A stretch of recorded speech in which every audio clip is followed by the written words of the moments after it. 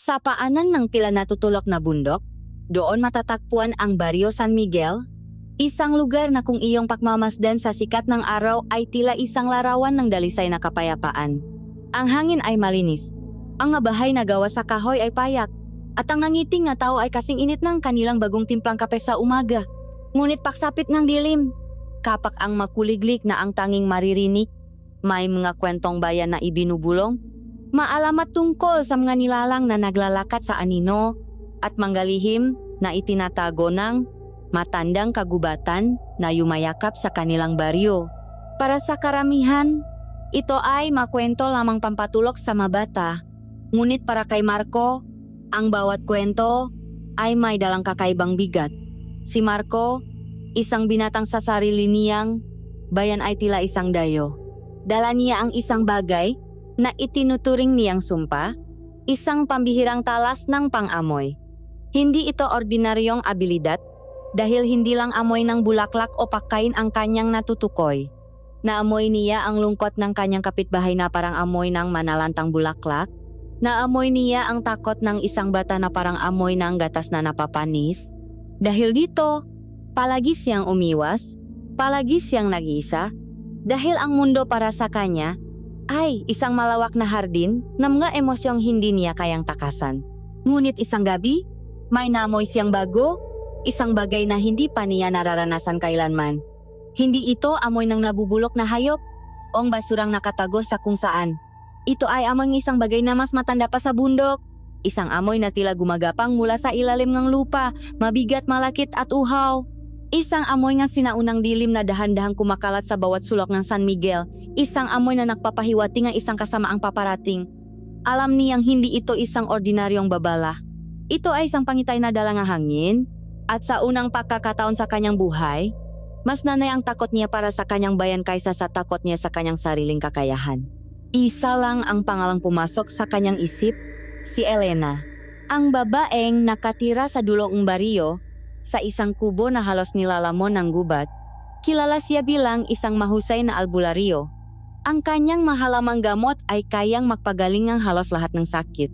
Ngunit sa mga bulong-bulungan, sa likod ng mga nakasaradong pinto, iba ang tawag sa kanya mangkukulam. Isang mangkukulam na may kapangyarihang hindi kayang maunawaan ng mga ordinaryong tao. Sa gabing iyon, habang ang amoy ng sinaunang kasamaan ay lalong kumakapit sa hangin, tinipon ni Marco ang lahat ng kanyang lakas ng loob. Kailangan niya ng sagot at alam niyang marahil si Elena lang ang makapagbibigay nito. Dahan-dahan siyang naglakad sa madilim na landas patungo sa bahayang babaeng kinatatakutan ng lahat. Dala ang isang tanong na babago sa kanyang buhay magpakailanman. Anong halimaw ang paparating sa kanilang bayan? Ang hanging sumalubong kay Marco sa landas patungo sa kubo ni Elena ay tila may sariling bigat.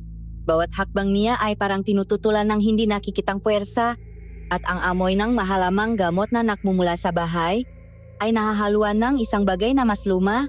Isang amoy ng lupang matagal nang hindi nasisikatan ng araw at ng kapangyarihang natutulok. Ang kubo mismo ay tila isang nilalang na buhay na ang mabaging na gumagapang sa mga dingding nito ay maugat at ang nag-isang bintana ay isang matang mapanuri na nakatitik sa kanya. Ilang saglit siyang natigilan sa harap ng pinto, pinakikingan ang pintikang sarili niyang puso na umaling-aungaw sa katahimikan ng gabi. Ang amoy ng sarili niyang takot ay napakalinaw, parang amoy ng basang abo, at alam niyang kung may sinumang nakakamoy tulad niya, matagal na siyang nabisto. Bago pa man niya mayangat ang kanyang kamay para kumatok, dahan-dahang bumukas ang pinto. Sa likod nito ay nakatayo si Elena. Hindi siya ang itsurang mangkukulam na madalas ikwento ng mga matatanda. Isang matandang kuba na may mahahabang kuko. Sa halip, si Elena ay isang babaeng tila walang edad. Ang kanyang mga mata ay malalim at kalmado, na parabang nakita na nito ang pagsilang at pagkamatay ng hindi mabilang na mabituin. Ang kanyang buhok ay may mga hiblang puti na parang sinulit na pilak sa ilalim ng liwanag ng buwan. Hindi siya nagsalita, tinitigan lang niya si Marco na parabang binabasa niya ang bawat hibla ng kanyang kaluluwa. May namoy po ako, hirap na sabi ni Marco, ang kanyang boses ay nanginginig. Isang amoy na hindi ko may paliwanag. Mabigat po at At masama. Isang bahagyang ngiti ang sumilay sa labi ni Elena. Isang ngiting hindi nangungutya kundi puno ng pag-unawa. Matagal na kitang hinihintay, Marco. Sabi niya sa isang boses na kasing hinahon na agos ng tubig sa batis. Pumasok ka. Ang lamig sa labas ay hindi lamang galing sa hangin. Pumasok si Marco sa isang silid na tila ibang mundo. Ang hangin sa loob ay siksik sa amoy ng daan-daang iba't ibang uri ng pinatuyong dahon, ugat, at bulaklak na nakasabit sa mga biga. May mga garapon sa mga estante na naglalaman ng nga bagay na kumikinang sa dilim, at sa gitna ng silid, isang maliit na kaldero ang nagpapakulong ng isang likidong kulay lila. Umupo si Marco sa isang upuang kahoy nang sabihin ni Elena. Hindi ka nababaliw, Marco, simula niya. Habang naglalagay ng ilang dahon sa isang tasa. At hindi rin panaginip lang ang lahat. Ang naamoy mo ay totoo. Ito ay ang aninong isang bagay na matagal nang dapat nakalimutan, isang gutom na nagising mula sa kanyang pakakatulog. Ikinuwento ni Marco ang lahat, kung paano niya naamoy ang nga emosyon, kung paano ito naging isang pasaning sa kanyang buhay. Nakikinig si Elena ng walang pahuhusga. Ang mayroon ka ay hindi sang sumpa, paglilinaw niya. Habang inaabot ang tasang ang mainit na sa kay Marco, ang amoy nito ay parang yakap. Amoy ng luya at pulot. Iyan ay isang biyaya. Isang pambihirang regalo. Ang tawag diyan ay pang-amoy ng kaluluwa. Ang kakayahang amuyin ang tunay na anyo ng babagay, buhay men o hindi. Ngunit ang isang regalo na hindi naunawaan ay maaring maging isang sandatang nakakamatay. Tumingin si Elena sa mga mata ni Marco. Maari kitang turuan. Turuan kang kontrolin ito, turuan kang gamitin ito bilang panangga at hindi bilang isang pabigat. Ngunit kailangan mong malaman na ang landas na ito ay mapanganib. Kapag sinimulan mo na itong lakarin, wala nang atrasan pa. Handa ka ba? Tumango si Marco ng walang paalinlangan. Ang takot niya ay nandun pa rin. Ngunit ngayon ay may kasama na itong pag-asa. Opo, sagot niya. Gagawin ko po ang lahat. At doon nagsimula ang kanilang pagsasanay. Ang unang aral ay kontrol. Ipikit mo ang iyong mamata. Utos ni Elena. Huminga ka ng malalim.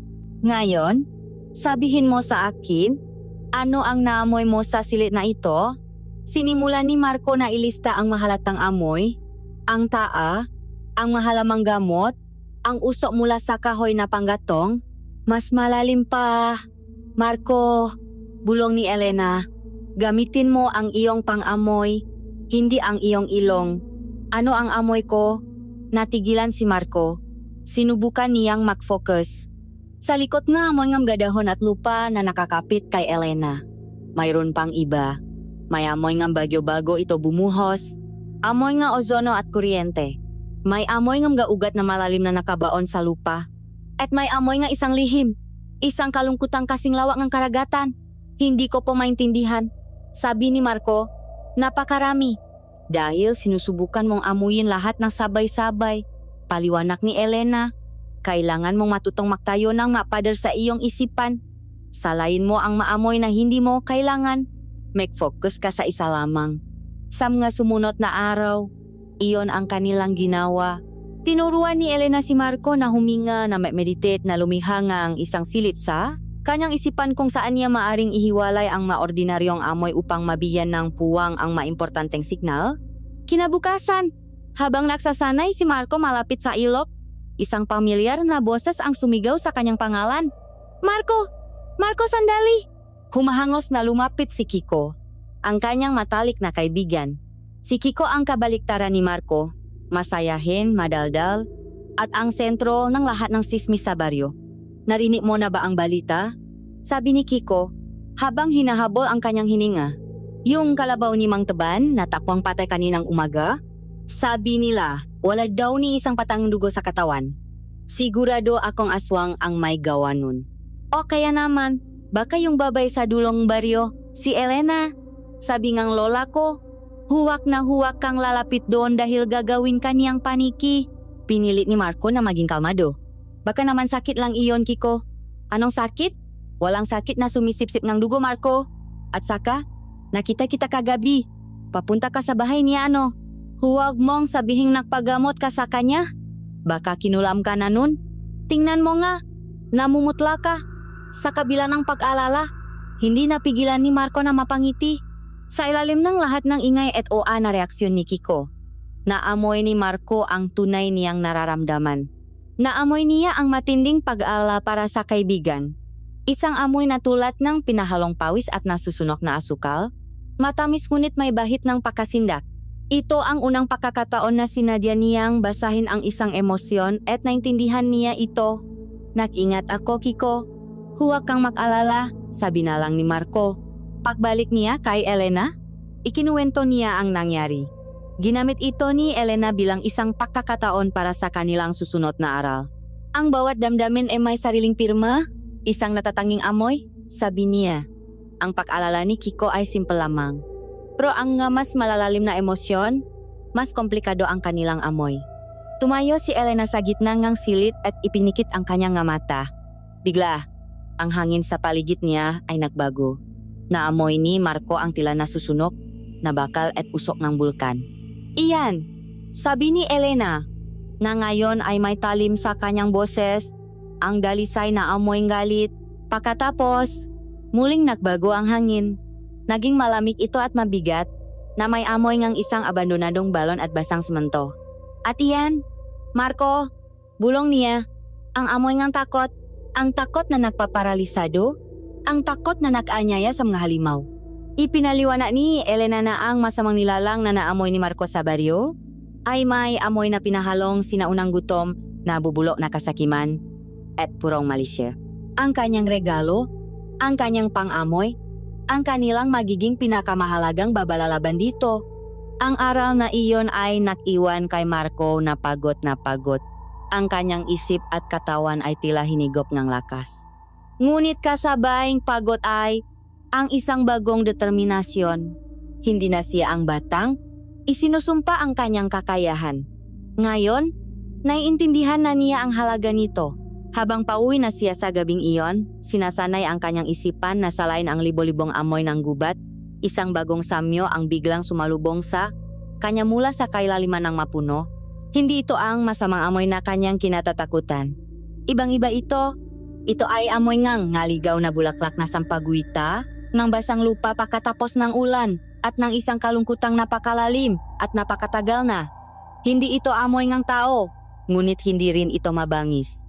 May halong hiya at pag-isa sa amoy na iyon. Napahinto si Marco at tumingin sa direksyon kung saan nanggagaling ang amoy. May isang nilalang doon, isang nilalang na nagtatago, nasasaktan, at nag-iisa. At sa hindi may paliwanag na dahilan, naramdaman niyang kailangan niyang alamin kung sino o ano ito. Ang amoy na iyon ay isang misteryong humihila sa kanya, isang bagong kabanata sa kanyang kakaibang paglalakbay. Ilang araw ang lumipas, at ang pagsasanay ni Marco ay lalong lumalim. Dinala siya ni Elena sa pusong kagubatan, sa isang lugar kung saan ang puno ay napakatataas ano pa tila hinahawakan, na nila ang mismong kalangitan, at ang sinangaraw ay dumadaan lamang sa mga maliliit na siwang ng gadahon. Dito, ang hangin ay masiksik, mas puro, at punong libo-libong amoy ng buhay at pakabulok. Ang pagsasanay ngayon ay iba, sabi ni Elena. Ang kanyang boses ay tila bahagi ng bulungan ng hangin. Hindi mo lang hanapin ang isang amoy. Ihahagis mo ang iyong kamalayan na parang isang lambat. Pakiramdaman mo ang kabuuan ng gubat. Huwag mong pakinggan ang bawat sigaw. Pakinggan mo ang tibok ng puso nito. Isinara ni Marco ang kanyang mga mata at sinunot ang utos. Sa una, ang lahat ay isang malaking ingay sa kanyang pangamoy. Ang matamis na amoy ng mga nabubulok na prutas, ang matapang na amoy ng lupa, ang amoy ng takot ng isang daga na naktatago mula sa isang ahas, ang banayat na amoy ng mga kabuteng tumutubo sa isang patay na puno. Ngunit unti-unti, natutunan niyang pakalmahin ang kanyang isipan. Ang ingay ay naging mga individual na tunok at pagkatapos, ang mga tunok ay nagsimulang bumuong isang ritmo. Naramdaman niya ang mabagal at payapang amoy ng isang sawa na natutulog sa isang sanga at sa ilalim nito, ang mabilis at nangangato na amoy ng isang ibon sa kanyang pugat.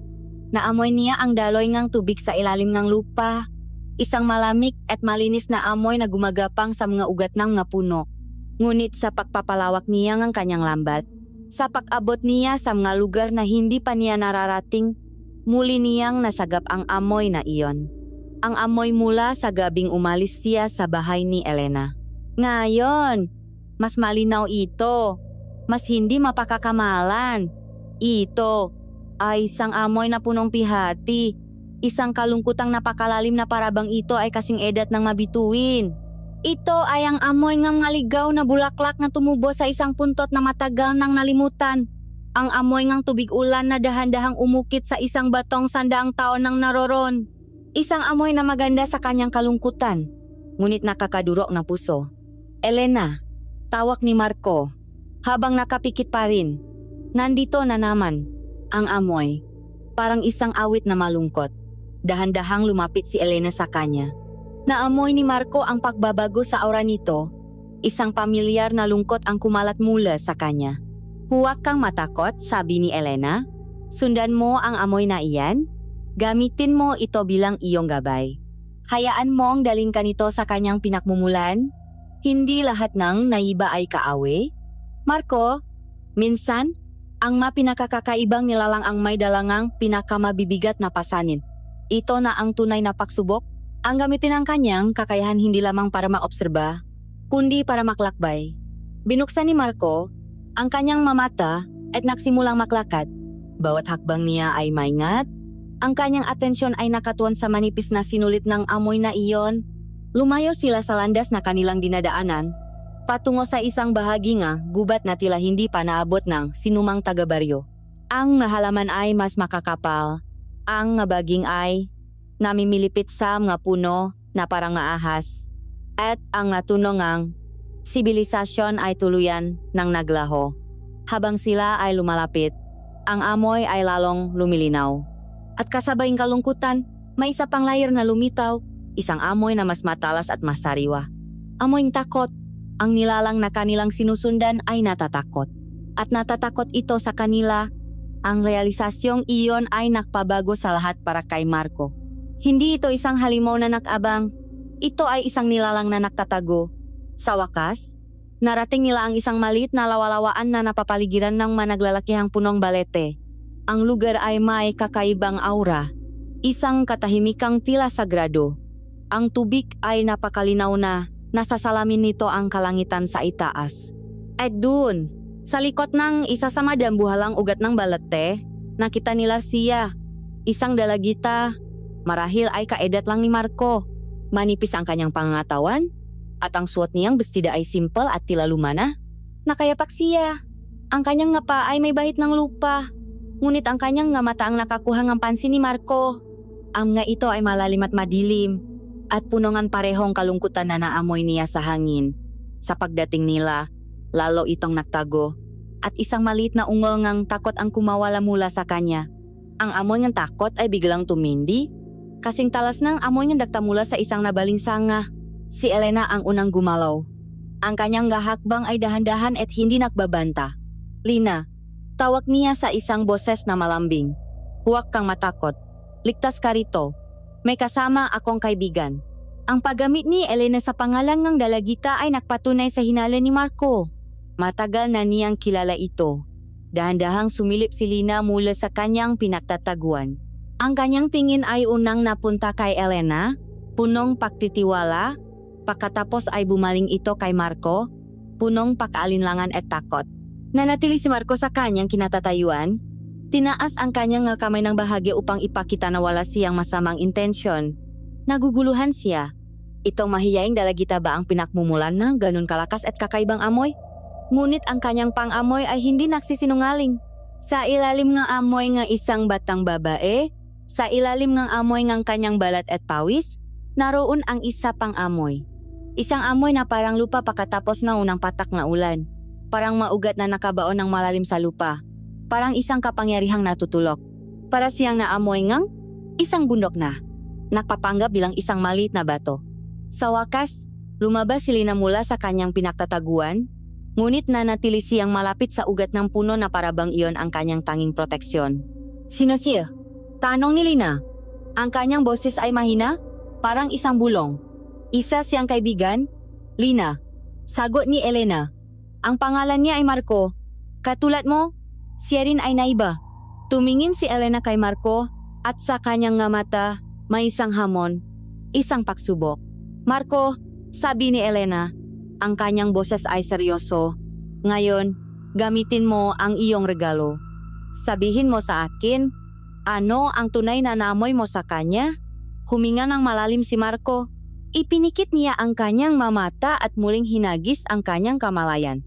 Nilampasan niya ang amoy ngang takot. Nilampasan niya ang amoy ngang isang ordinaryong tao. Hinanap niya ang pinakapuso nga amoy ni Lina. At dun, nakita niya ito. Naamoy ko ang isang dalagita. Simula niya, ang kanyang boses ay mababa at nakalangan. Naamoy ko ang kanyang takot, parang amoy ng yelo sa balat. Naamoy ko ang kanyang kalungkutan, parang amoy nga dahong nalaglak sa taglagas. Huminto siya sandali at mas nakfocus pa, pero sa ilalim ng lahat ng iyon. May iba pa? Naamoy ko ang gubat, naamoy ko ang lupa, ang ngaugat ng mapunong ito. Moy ko ang alaala ng sikat ng araw at ng ulan sa loop ng daan-daang taon. Ang kanyang amoy ay hindi lang amoy ng isang tao. Ito ay amoy ng mismong lugar na ito. Ang kanyang kaluluwa ay konektado sa bawat puno at dahon nito. Pagdilat ni Marco, nakita niya ang gulat sa mukha ni Lina. Ang takot sa mga mata nito ay napalitan ng pakamangha at kaunting pangamba na parabang isang taong unang beses na makitang sarili sa salamin. Paano? Paano nagawang makita ng binatang ito ang kanyang pinakatatagong lihim sa pamamagitan lamang ng pahinga? Si Elena naman ay tumango ng dahan-dahan. Ang kanyang muka ay seryoso. Ang pagsubok ay tapos na. At ngayon, si Marco ay handa ng malaman ang isa pang lihim ng mundong kanyang pinasok. Ang nga salitang binitiwan ni Marco ay tila huminto sa pag-ikot ng mundo sa maliit na sulok na iyon ng kagubatan. Si Lina, na kanina'y parang isang usa na handang tumakbo anumang oras, ay natigilan. Ang kanyang malalaking mata ay nanatiling nakatitik kay Marco na may halong pakamanga at takot. Paano? Halos pabulong niyang tanong. Paano mo? Nalaman? Si Marco, na medyo hinihingal pa dahil sa bigat ng kanyang ginawa, ay umiling lamang. Hindi ko alam. Tapat niyang sagot. Naamoy ko lang. Ang gamoy mo ay parang kwento sa lugar na ito. Si Elena ang bumasag sa katahimikang. Lumapis siya at marahang ipinatong ang kanyang kamay sa balikat ni Lina. Isang kilos na nabigay dito, kaunting kapanatagan. Dahil ang dugo na dumadaloy sa kanya ay may kakayahang bumasang ng manghihim na itinatago ng hangin. Lina, paliwanag ni Elena, ngunit ang kanyang mata ay nakatingin kay Marco. Marco, ang iyong nakikita, o sa halip, ang iyong naamoy, ay ang katotohanan. Si Lina ay hindi isang ordinaryong tao. Siya at ang kanyang lahi ay tinatawag na mga maligno. Ang salitang iyon ay tila may sariling kapangyarihan. Pabikas pa lang ni Elena. Tila mas naging matingkat ang kulay ngang gadahon at mas malinaw ang tuno nga agos ngang tubig. Mga malinyo. Ulit ni Marco. Ano po sila? Sila ang makaluluwa ng gubat na ito. Patuloy ni Elena. Ang masinaunang tagapag-alaga. Ang kanilang buhay ay nakatali sa kalusugan ng lupang ito.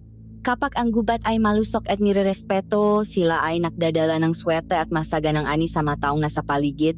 Ang kanilang presensya ay isang biyaya. Huminto si Elena at ang kanyang mukha ay bahagyang dumilim. Ngunit kapag ang gubat ay sinasaktan o kapag sila ay hinuhuli at tinatratong para mga alipin, ang kanilang kapangyarihan ay nagiging isang sumpa.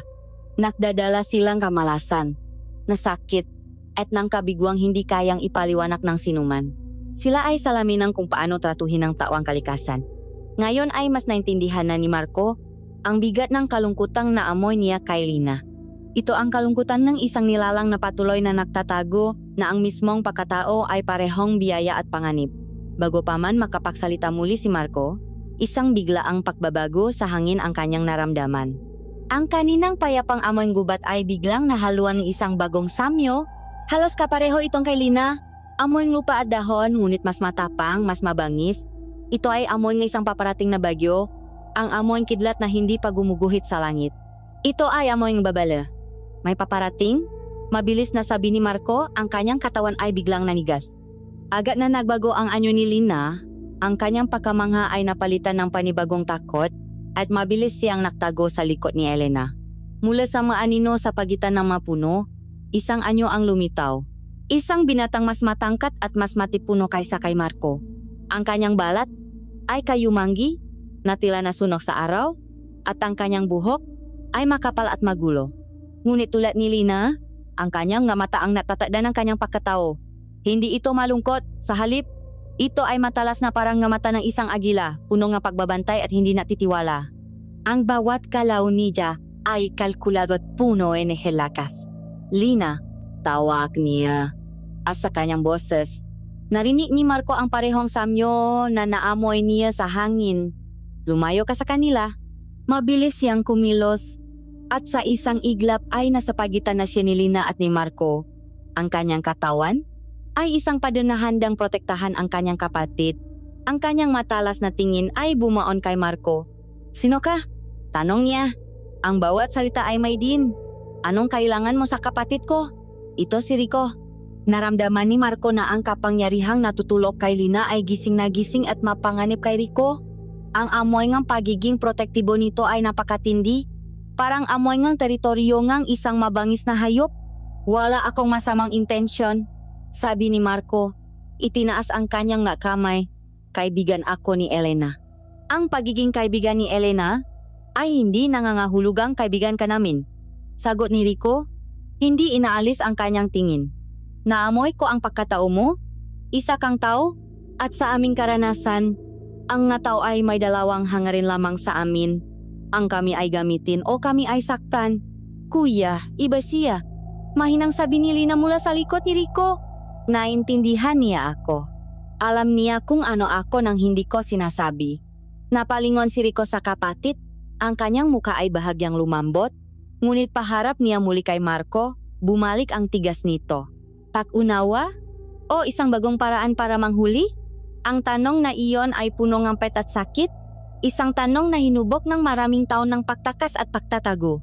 Biglang lumakas ang hangin sa paligid nila at ang nga dahon sa mga puno ay nagsimulang umingay na parang isang babala. Naramdaman ni Marco ang pagtaas ng kapangyarihan mula kay Rico. Isang porsang namumula sa lupa at dumadaloy sa katawan nito. Rico, sapat na? Mahinahong sabi ni Elena. Ngunit ang kanyang boses, kahit kalmado, ay may bigat ngang autoridad na nakpatigil sa paglakas ng hangin. Lumakat si Elena palapit at maging si Rico ay bahagyang umatras upang bigyan siyang daan. Hindi siya mangangaso, Rico. Ang binatang ito ay isang bantay. Tulad natin, sabi ni Elena, tumingin siya kay Marco. Si Marco ay may pambihirang kakayahan. Nakikita niya ang hindi nakikita ng iba. At dinala ko siya rito dahil kailangan natin siya at kailangan niya tayo. Ipinaliwanag ni Elena ang tungkol sa masamang presensya na bumabalot sa Barrio San Miguel. Ikinuwento niya ang tungkol sa amoy ngang sinaunang kasamaan na tanging si Marco lamang ang nakakaamoy. May isang panganib na paparating. Isang panganib na mas malala kaysa sa mga ngasong kinatatakutan ninyo. Ang panganib na ito ay hindi lang kayo ang puntirya, kundi ang buong baryo, pati na rin ang gubat na ito. At si Marco, ang kanyang kakayahan, ang ating tanging babala. Tinitigan ni Rico si Marco ng matagal. Pinaaralan, sinusuri. Naamoy ni Marco ang pagtatalo sa loob nito, ang kanyang likas na paalinlangan laban sa kanyang paggalang kay Elena. Ang amoy nito ay parang isang apoy na pinipilit apulahin ng ulan. At paano namin malalaman na hindi siya isa sa kanila? Tanong ni Rico.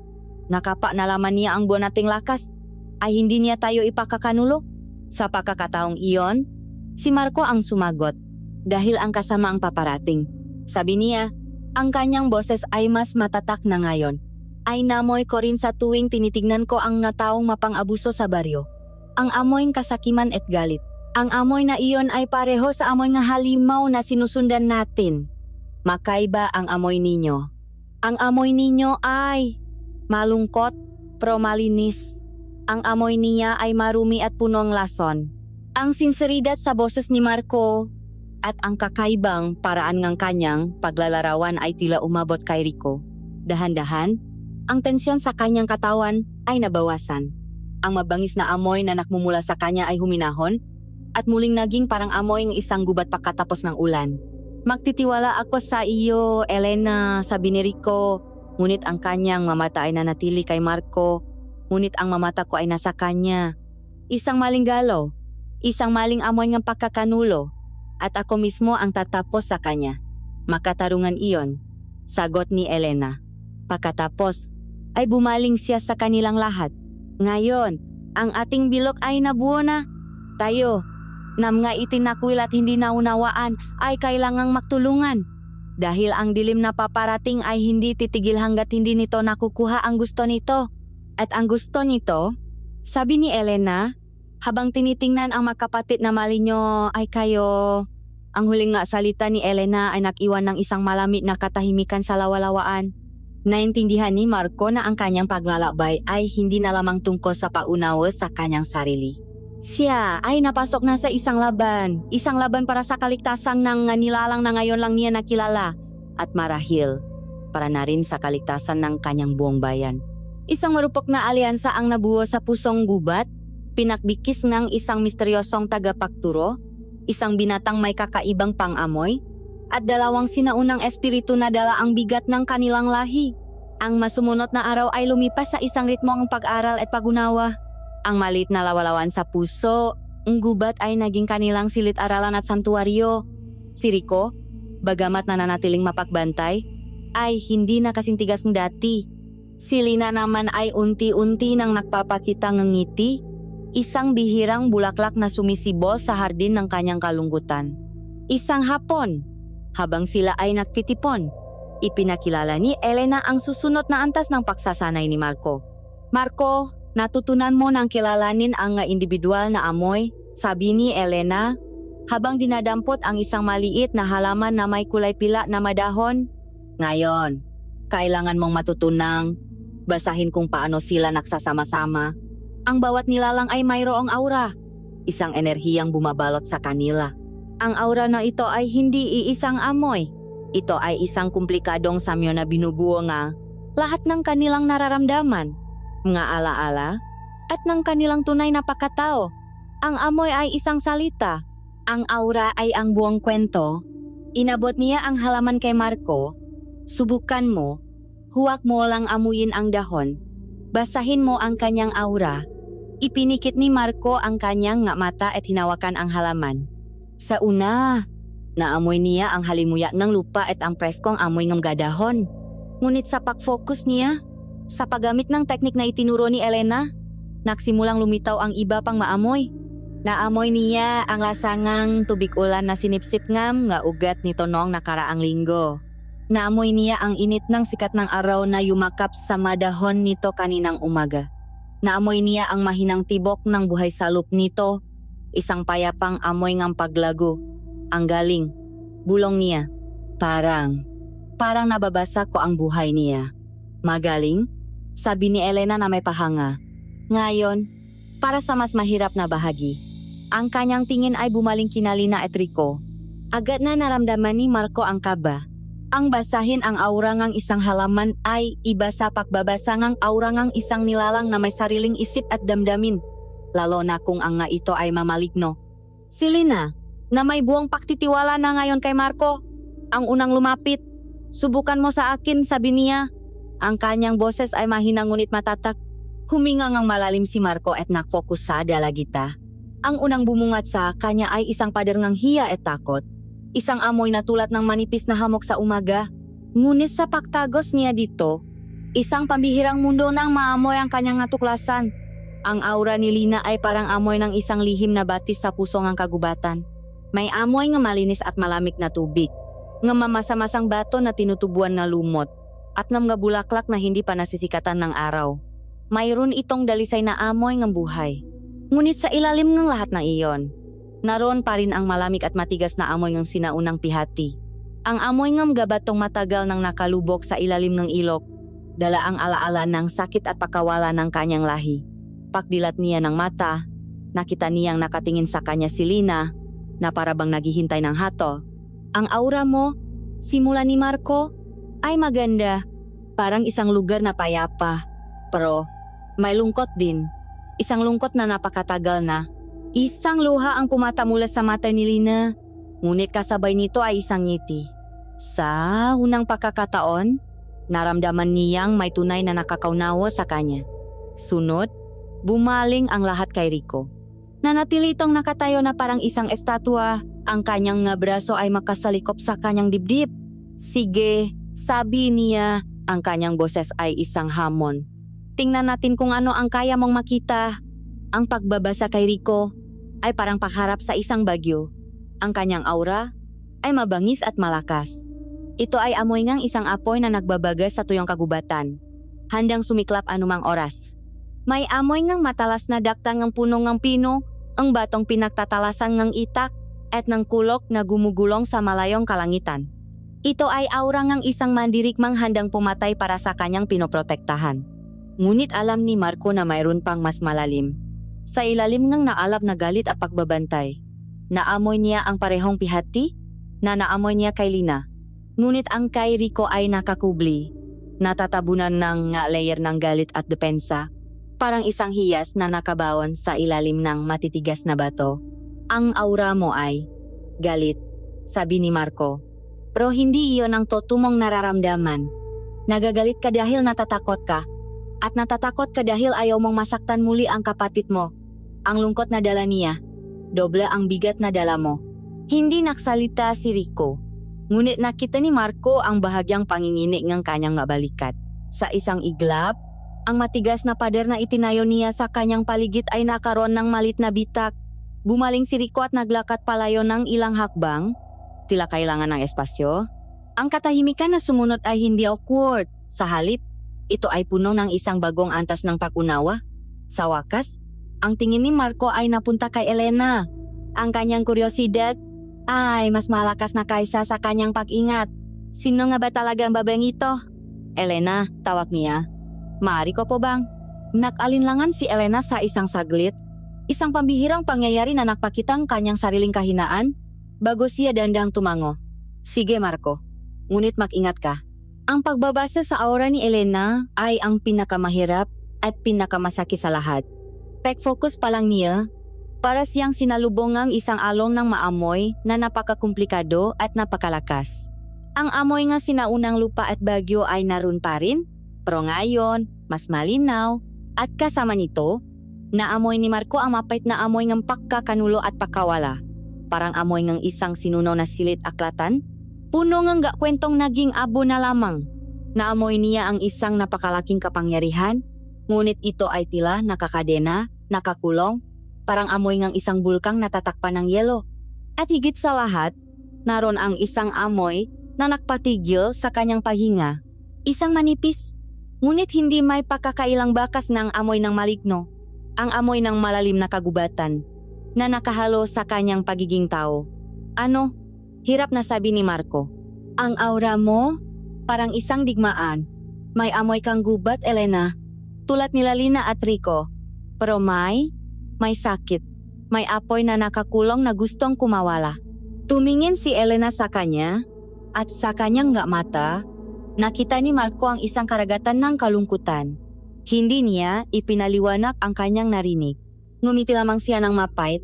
May mga kwento na mas mabuting manatiling hindi nababasa, Marco. Hindi pa ngayon ang tamang panahon. Ang kanilang sesyon ay nagtapos sa isang katahimikang, puno nga hindi nasabing tanong. Ngunit ang kanilang samahan ay mas naging matibay. Hindi na sila basta mga alyado, sila ay mga kasamang nagbabahaginan ng mga lihim at pasanin. Habang naghahanda silang magiwahiwalay, biglang natigilan si Marco. Naputol ang kanyang pahinga at ang kanyang ulo ay mabilis na lumingon sa direksyon ng pasukan ng baryo. Ang masamang amoy na dati ay isang bulong lamang sa hangin ay isa na ngayong nakakasakal na hamok. Mas lumakas ito, mas naging malinaw. Hindi na lang ito basta masamang intensyon. Mayroon na itong matamis at nakakaduwal na amoy ng pagkabulok. Mayroon itong matalas na amoy ng kalawang na dugo. At mayroon itong mayabang na amoy ng itim na mahika. Isang kapangyarihang walang respeto sa anumang uring ng buhay.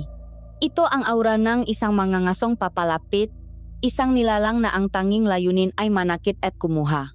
Nandito na siya, bulong ni Marco. Ang kanyang boses ay puno ng takot na ngayon lang niya naramdaman. o paparating na. At napakalakas niya.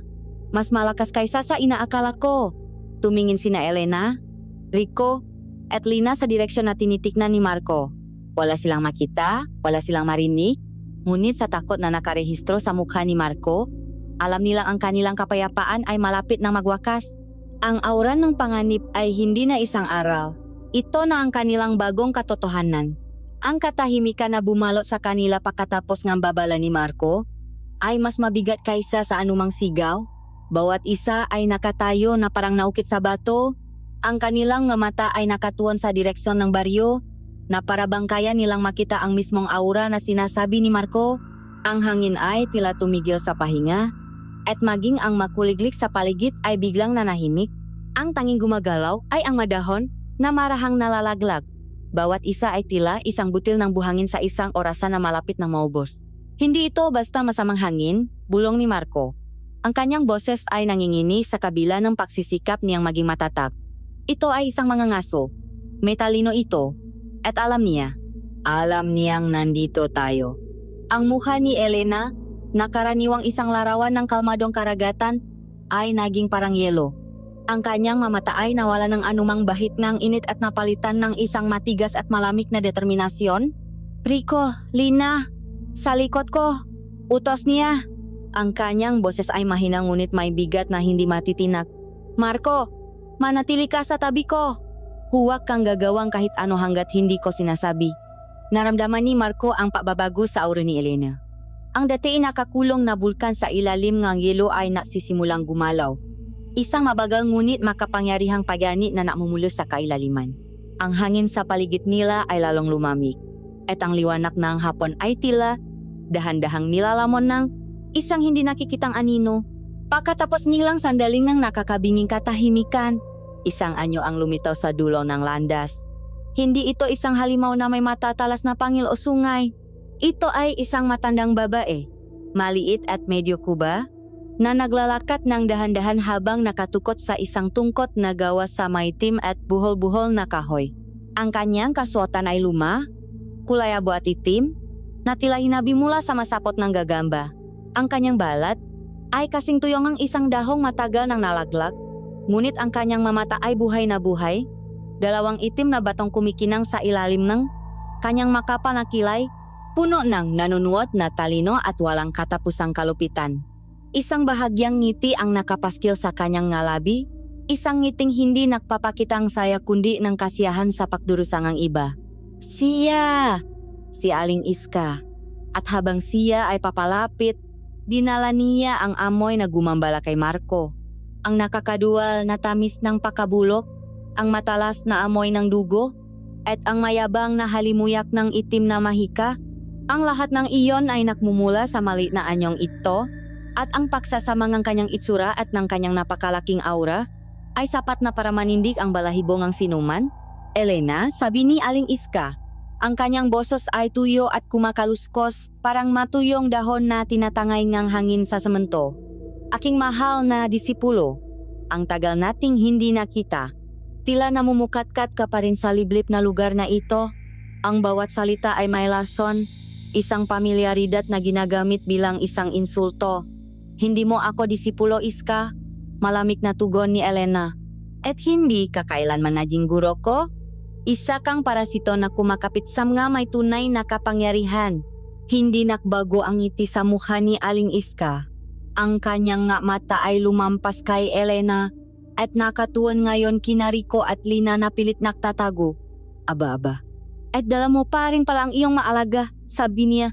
Ang kanyang dila ay dumila sa kanyang matuyong labi. Ang dalawang hiyas ng gubat, napakabait mo talaga, Elena. Inalagaan mo sila ng mabuti para sa akin. Ang tingin niya sa makapatid ay hindi tingin sa isang tao, kundi tingin sa isang bagay, isang mamahaling kasangkapan na matagal na niyang inaasam. Ibigay mo sila sa akin, Elena, sabi niya. Ang kanyang boses ay nawalan na ng anumang pagkukunwari at naging isang tuwirang utos. Sila ay makasangkapan, instrumentong hindi nararapat sa iyong malambot na makamay. Ang kanilang kapangyarihan ay nasasayang lamang sa iyong pag-alaga. Sa akin, ang kanilang lakas ay magiging sining ng pagwasak. Sa akin, sila ay magiging nahari at reyna ng kadiliman. Hindi kami makasangkapan. Sigaw ni Rico. Humagbang pasulong. Ang kanyang mga kamao ay nakakuyom. Ang aura niya ay muling nakalap. Ang amoy ng nagbabagang apoy ay muling tumindi. Ngunit si Aling Iska ay tumawa lamang. Isang tuyo at kumakalansing na tunok na tila nakmumula sa mga buto. Isang tuta na tumatahol, sabi niya nang hindi man lang tumitingin kay Rico. Manahimik ka kung ayaw mong gawin kitang uwot na gagapang pabalik sa lupang pinakmulan mo. Ang kanyang tingin ay nanatili kay Elena. Ang alok ko ay para sa iyo, Elena. Ibigay mo sila sa akin na mapayapa. At hayan kitang magpatuloy sa iyong walang kwentang buhay dito. Ngunit kung tatanggi ka. Habang ako'y humihinga, hindi mo sila makukuha, matigas na sabi ni Elena. Kung gayon, nakakalungkot, sagot ni Aling Iska, at sa kanyang mata ay may sumilay na katuwaan, dahil ang iyong pahinga ay maaari kong patigilin anumang oras.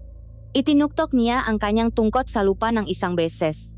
Ang tunok ay hindi malakas, ngunit ito ay may dalang isang masamang kapangyarihan. Naramdaman ni Marco ang isang malamig na panginginig mula sa lupa, at kasabay nito, isang matinding amoy ng kamatayan ang sumabo sa kanilang paligid. Ang maluntiang halaman at bulaklak sa paanan nila ay biglang nangitim, nalanta, at naging abo sa loob lamang ng ilang segundo. Ang kanilang buhay na amoy ay biglang pinatay, pinalitan ng amoy ng abo at nabubulok na lupa. Mula sa ilalim ng lupa kung saan tumama ang tungkot, daan-daang nga insekto ang nagsimulang gumapang palabas, mga alakdan, ipis, at alupihan. Ang kanilang mga aura ay maliliit, ngunit punong lason at kasamaan. Napaurong si Marco. Ang kanyang sikmura ay bumaliktad dahil sa biglaang pakbabago sa amoy.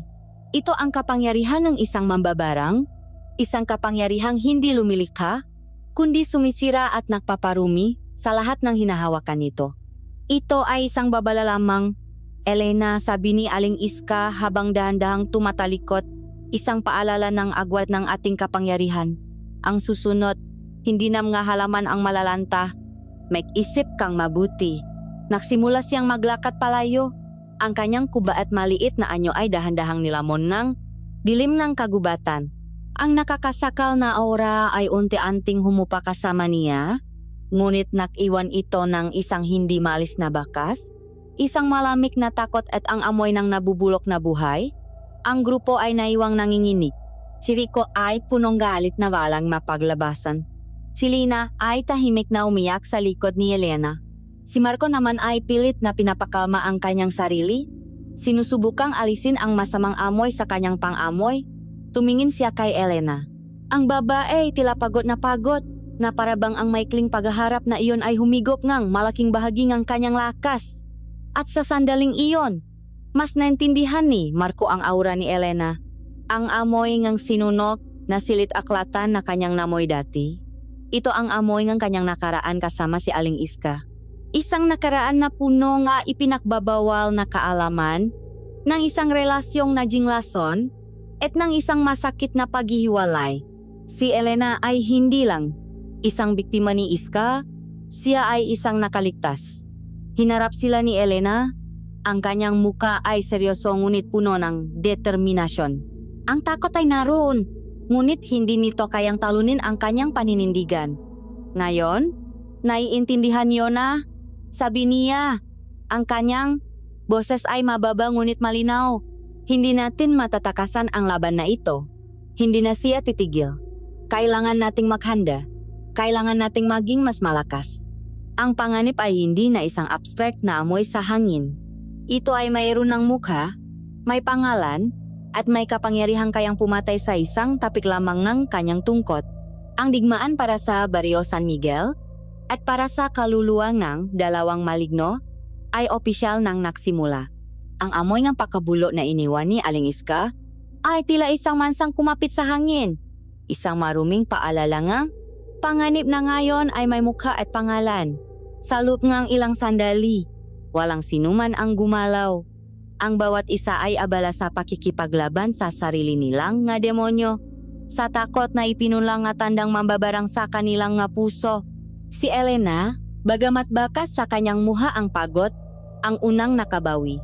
Ang kanyang nga mata ay muling nakaroon ng apoy ng isang leader. Pumasok tayo sa loop, sabi niya.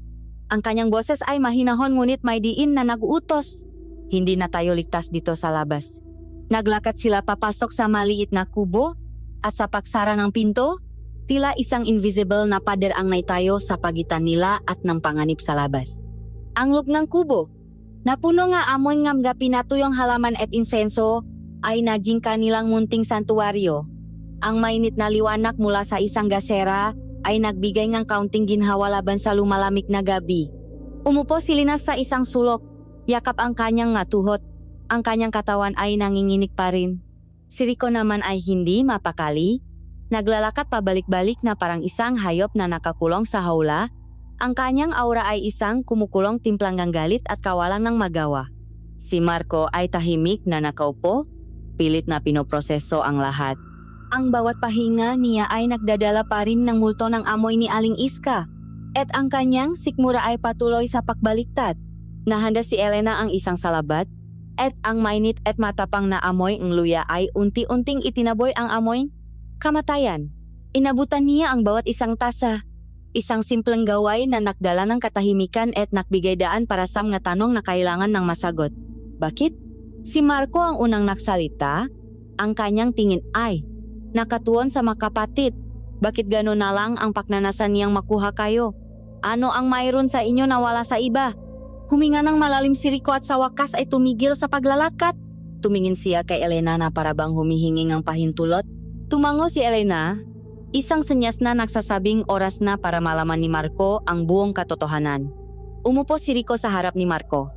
Ang pagiging maligno, Marco, simula niya, ang kanyang boses ay mababa at puno ng bigat. Ay isang pamana ng dugo. Ang kapangyarihan namin ay hindi basta mahika na natututunan. Ito ay nasa aming nga ugat, sa bawat tibok nga aming puso. Ang kakayahan naming magbigay buhay sa gubat, magpagaling, magpatubong nga halaman. Iyon ay dahil kami ang mismong gubat na nakatawang tao. Ang kapangyarihang iyan ang dahilan kung bakit kami ay parehong biyaya at sumpa. Patuloy niya, para sa mga taong tulad ni Aling Iska, kami ay hindi manilalang na may damdamin. Kami ay mabaterya, mapinamumulan ng purong enerhiya. Sa loob ng maraming henerasyon, ang aming lahi ay hinuhuli, hindi para patayin kundi para alipinin. Habang nagsasalita si Rico, naamoy ni Marco ang kanyang nga salita. Ang bawat pangungusap ay may dalang amoy ngang lumang dugo, ngang matagal ng takot na naipasa mula sa isang henerasyon patungo sa isa pa. Ang aming maninuno ay ikinukulong. Sabi ni Rico, ang kanyang makamaw ay muling kumuyom. Ikinakadena sa mamadidilim na silit at dahan-dahang hinihigop ang kanilang lakas para paganahin ang madilim na ritual ngang mamababarang. Habang sila ay nanghina, ang gubat na kanilang kinabibilangan ay nanghina rin, ang mapuno ay natutuyo, ang mailok ay namamatay. Kapag ang isang maligno ay tuluyang naubos, isang bahagi ng mundo ang namamatay kasama niya. Nakwento siya tungkol sa kanilang nga lolo at lola, kung paano sila nagtago sa loob ng isang kuweba sa loob ng 10 taon para lamang makataka sa isang mangangasong tulad ni Aling Iska. Nakwento siya tungkol sa ibang mapamilyang hindi pinalat, na ang nga pangalan ay bulong na lang ngayon sa hangin. Hindi ito kwentong bayan para sa amin, Marco, sabi ni Rico, at sa unang pagkakataon, nakita ni Marco ang ngaluhang namumo sa gilid ng kanyang matapang na mamata. Ito ang kasaysayan ng aming pamilya, isang kasaysayan na isinulat sa dugo at luha. Kaya kami nagtatago, kaya hindi kami nagtitiwala. Dahil sa mundong ito, ang aming pamana ay isang imbitasyon sa kamatayan. Habang nakikinig si Marco sa bawat salita, isang kakaibang pakiramdam ang gumapang sa kanyang kalooban. Isang pakiramdam na hindi niya maipaliwanag. Ang masalita ni Rico tungkol sa pagiging mangangaso at pagtugis sa kagubatan ay tila gumising sa isang bagay sa loob niya. Isang malabong alaala na hindi naman sa kanya. Naamoy niya ang amoy ng pangangaso sa kwento ni Rico at ito ay tumama sa isang pamilyar na nota sa kaibuturan ng kanyang kaluluwa. Isang pakiramdam na nakakabahala na parabang may bahagi sa kanya na naunawaan ang kwento ni Rico mula sa pananaw ng kabilang panig. Ipinilik niya ang kanyang ulo, pilit na iwinaksi ang kakaibang pakiramdam. Si Lina, na kanina patahimik, ay nagsalita sa wakas. Ang gusto lang naman namin, sabi niya, ang kanyang boses ay basak ay isang lugar kung saan hindi namin kailangang tumakbo, isang lugar kung saan ang pagiging kami ay hindi isang kasalanan. Ang dalisay na pagnanais sa kanyang boses ay tumago sa puso ni Marco. Ang lahat ng takot na kanyang naramdaman kanina ay napalitan ng isang bagong damdamin. Galit. Galit para kay Aling Iska. At isang matinding pagnanais na protektahan ang nga bagong kaibigang ito. Tumingin siya sa makapatid. Ang kanyang nga mata ay punong isang bagong determinasyon. Hindi ko man lubusang naintindihan ang bigat ngang inyong nakaraan, sabi niya.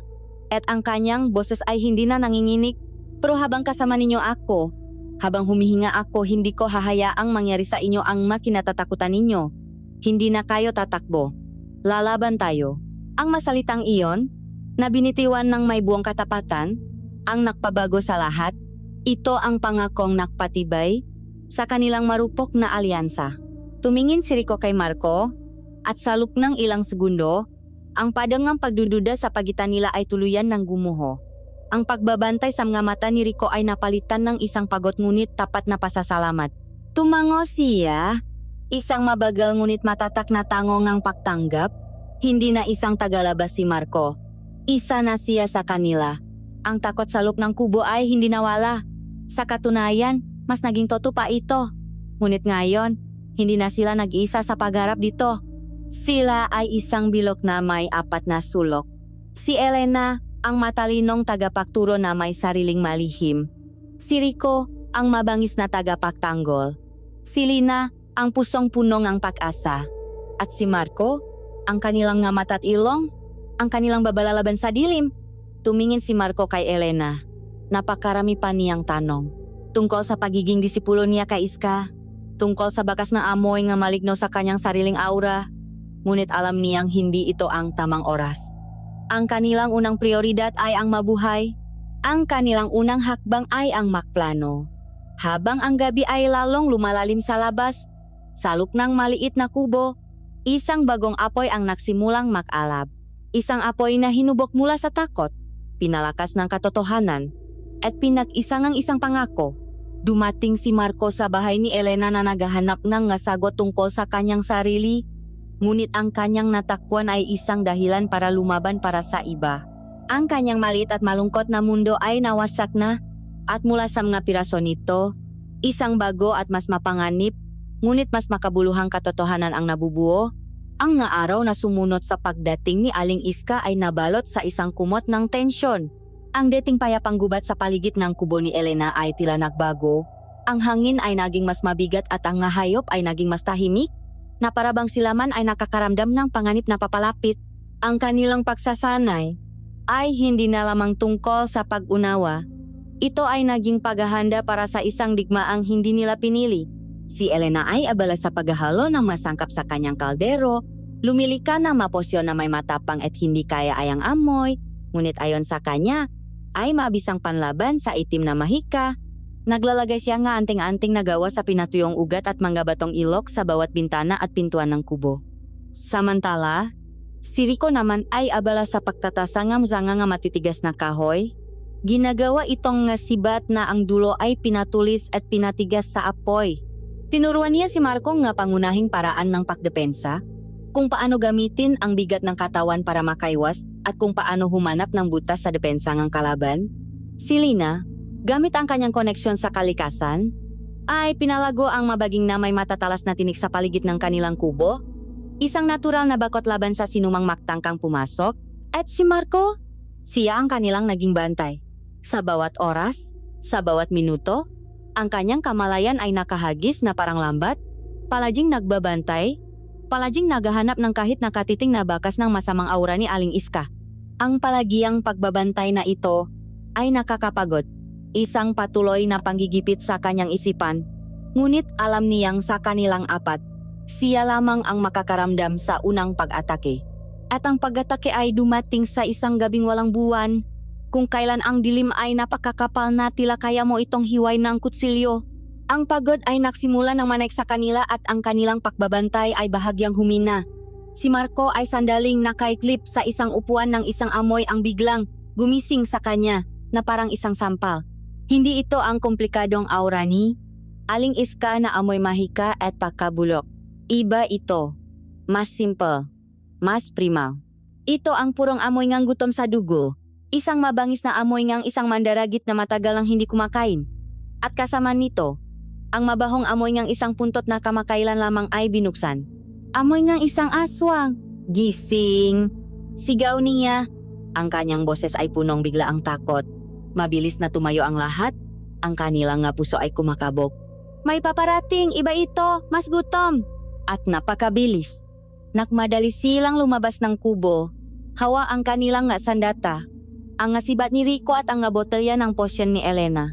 Ngunit sa labas, wala silang makita maliban sa maanino ng mga puno na sumasayaw sa ihip ng hangin. Nasaan siya, Marco? Tanong ni Elena. Ang kanyang boses ay kalmado ngunit matatak. Ipinikit ni Marco ang kanyang nga mata. Isinara ang lahat ng iba pang amoy at nakfocus lamang sa mabahong samyo. Nasa mga puno, sabi niya. Habang ang kanyang ulo ay gumagalaw. Sinusundan ang isang hindi nakikitang bagay. Napakabilis niya. Paikot-ikot lang siya sa atin. Naghahanap ng tiempo. Isang kaluskos, isang nabaling sanga, pagkatapos isang malakas na kalabok mula sa bubong ng kubo, at bago pa man sila makatingin sa itaas, isang malaking anyo ang tumalon mula sa dilim at lumapak sa gitna ng kanilang munting espasyo. Ang nilalang ay nakayukot na parang isang gagamba, ang nga braso at binti nito ay mahahaba at payat, ngunit puno ng litit na kalamnan. Ang balat nito ay kulay abo at tila nababanat sa kanyang nga buto. Ang nga mata nito ay dalawang nakbabagang pula, punong walang katapusang kasamaan. At ang pinaka-nakakatakot sa lahat ay ang kanyang dila. Isang mahaba at tila nababanat na latigo na lumabas mula sa kanyang bibig na punong matatalas ng ngipin. Isang tiktik. Wala itong sinayang na oras. Sa isang iglap, ito ay naging isang itim na guhit na gumalaw ng napakabilis patungo sa pinakamalit sa kanila, si Lina. Lina! Sigaw ni Rico. Isang malakas na ungol ang kumawala mula sa lalamunan ng maligno at sinalubong niya ang aswang. Nakbanggaan ang sibat na kahoy at ang matatalas na kuko, lumilihang tunok na tila nababasak ng mga buto. Malakas si Rico ngunit ang tiktik ay hindi natural ang bilis at liksi. Umikot ito at umiwas sa bawat saksak niya, habang gumaganti nga makalmot na nakiwan ng malalalim na hiwa sa hangin. Sa apoy ng lupa, sapet nga ugat, masuno ka. Pasigaw ni Elena habang inihahagis ang isang botelya. Tumama ito sa likod ng aswang. At isang berdeng apoy ang biglang nagliyab sa balat nito. Umigay kang tiktik sa sakit, ngunit tila mas lalo lang itong nagalit. Ang atake nito ay naging mas desperado at mas mabangis. Sa gitna ang kaguluhan, si Marco ang kanilang naging tanging pag-asa. Hindi niya kayang makipaglaban, ngunit kaya niyang makita ang bawat galong kalaban. Rico, sa kanan mo! Atake siya mula sa baba. Sigaw niya. Mabilis na ibinaba ni Rico ang kanyang sibat at sinalo ang kalmot na dapasana ay para sa kanyang mga binti. Ang tiktik ay tumalon pa atras. Umakyat sa isang puno sa isang iglap. Elena, sa likod mo! Babaksak siya! Halos mapasiga si Marco. Gumulong si Elena sa lupa. At sa mismong lugar na kanyang kinatatayuan kanina, bumaksak ang tiktik na parang isang bulalakaw. Ang makuko nito ay lumikhang ang malalim na ukas sa lupa. Ang isipan ni Marco ay tila nasusuno. Ang papoproseso ngang impormasyon ng ganun kabilis ay nakakapagot. Ngunit alam niyang ang buhay ng kanyang nga kaibigan ay nakasalalay dito. Ang aswang, nabigo sa dalawang pag-atake, ay muling tumuan kay Rico. Nakpalitan sila nga masuntok at saksak. Isang sayo nga matayan sa ilalim nga madilim na langit. Ngunit si Marco, na nakatuon ang buong kamalayan sa aura ngang tik-tik, ay nakaramdam ngang isang panlilin lang. Ang atensyon ng halimaw ay nasa kay Rico. Ngunit ang gutom nito, ang pinaka-intensyon nito ay biglang lumipat. Ang amoy ng kasakiman ay biglang tumutok kay Lina. At alam ni Marco kung ano ang susunod na mangyayari. Naamoy niya ang biglaang paghahanda ng isang kalamnan sa loob ng bibig ng aswang. Lina, ang dila! Sigaw ni Marco sa lahat ng kanyang lakas. Ang babala ay nagbigay kay Elena ng isang segundo na kanyang kailangan. Habang ang mahabang dilang ng tiktik ay humaginit sa hangin na parang isang latigo, Patungo sa alik ni Lina, isang maliit at kumikinang na bagay ang inihagis ni Elena. Isang matulis na piraso na bakal na binasbasan, kumikinang ito sa liwanag ng gasera. Ang bakal ay tumama sa dilangang tiktik sa gitna ng pagatake nito. Isang nakakabinging sigaw na hindi galing sa mundong ito ang umaling-aungaw sa buong kagubatan. Isang sigaw ng purong paghihirap. Itim at mabahong dugo ang pumulandit mula sa sugat at ang dila ay mabilis na bumalik sa bibig ng halimaw. Ang sakit ay tila sumira sa konsentrasyon ng tiktik. Ito ay umurong sulong, nanginginig. Ang ngapulang mata nito ay puno ngang pakalito at matinding galit. Binigyan nito ang grupong isang huling tingin ng purong pakamuhi, isang tingin na nanganggakong paghihiganti, bago ito tumalon pabalik sa kadiliman ng mapuno at naglaho, na parang isang masamang panaginip. Ang katahimikan na sumunod ay mas nakakatakot kaysa sa ingayng labanan. Tanging ang paghahabol nila sa kanilang mahininga ang maririnig. Sila ay buhay, sila ay nanalo, ngunit sa kung anong halaga. Si Rico ay may makalmot sa braso, si Elena ay pagod na pagod, at si Marco ay nakaluhod na ngayon sa lupa. Nanginginig, ang kanyang ilong ay dinudugo dahil sa sobrang paggamit ng kanyang kakayahan. Nakatingin sila sa itim na dugo na kumalat sa lupa, ang ebidensya ng kanilang tagumpay, ngunit ito rin ang patunay kung gaano sila naging malapit sa kamatayan. Ipinadala niya yon, sabi ni Elena, habang tinutulungan si Marco na tumayo. Ang kanyang boses ay puno ng isang bagong bigat. Ipinadala niya yon para subukan tayo, para alamin ang ating magkakayahan, para makita kung gaano tayo kalakas. Tumingin si Marco sa madilim na kagubatan kung saan naglaho ang aswang. At ngayon, dagdag niya, ang kanyang boses ay isang pabulong na puno ng pangamba. Ngayon, alam na niya. Ang unang pag-atake ay tapos na. Nakaligtas sila. Ngunit hindi ito isang tunay na tagumpay. Ito ay isang mensahe. At ang mensahe ay malinaw. Ang tunay na digmaan ay malapit ng magsimula. Ang sugat mula sa unang pag-atake ay hindi lamang pisikal. Nagiwan itong lamat sa kanilang tapang, isang malamig na takot na gumagapang sa bawat sandaling ng katahimikan. Sa sumunod na 2 araw, ang kanilang munting grupo ay kumilos na may bagong antas ng pag-ingat. Ang bawat kaluskos ng dahon, bawat huning ang ibon sa gabi, ay nagdudulot ng biglang paninigas ng kanilang nakatawan. Naktayo silang nga bitak sa paligid ng kubo, masimpleng patibong nagawa sa baging at matutulis na kahoy, at naktalaga sila ng oras ng pagbabantay. Ngunit ang pinakamabigat na tungkulin ay nanatili kay Marco.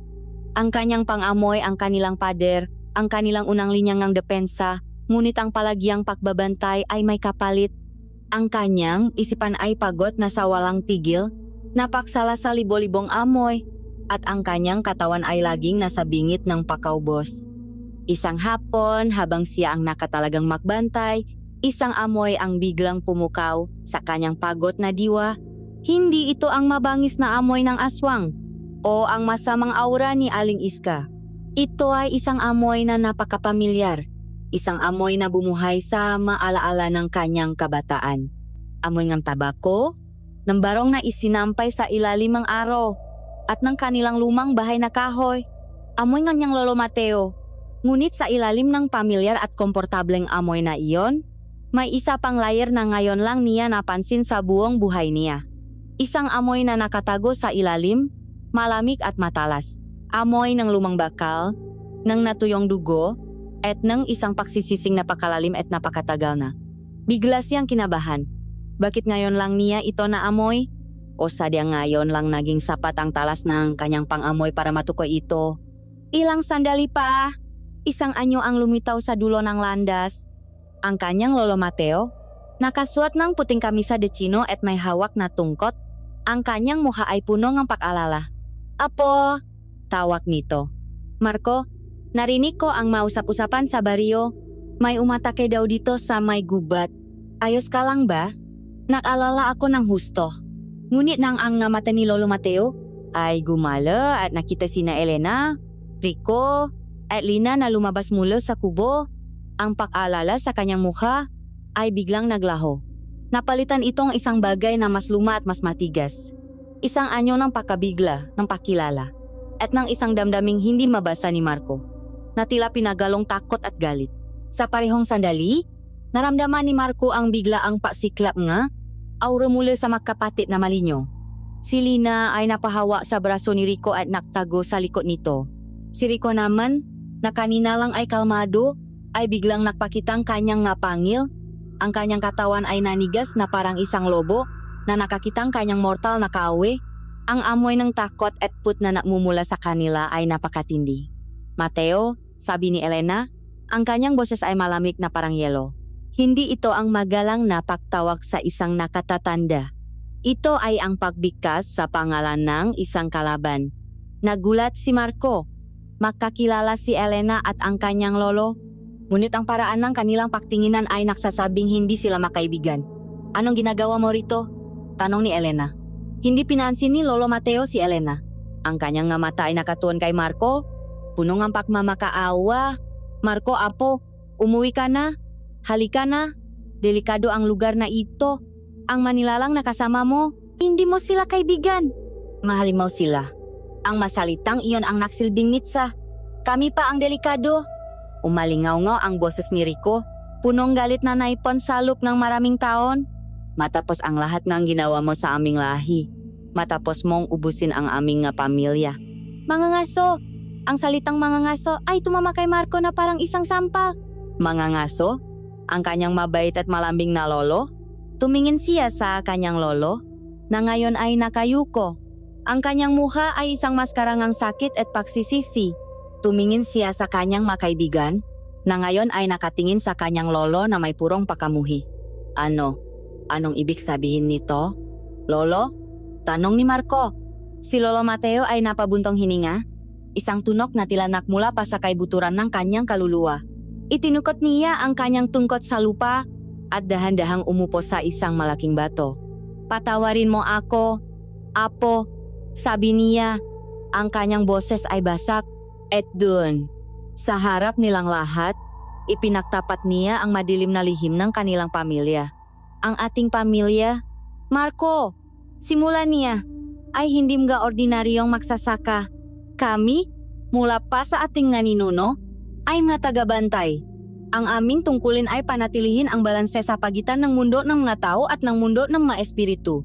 Ngunit sa paglipas kang panahon, ang aming tungkulin ay naging isang sumpa, ang takot ay naging galit, at ang pagbabantay ay naging pangangaso.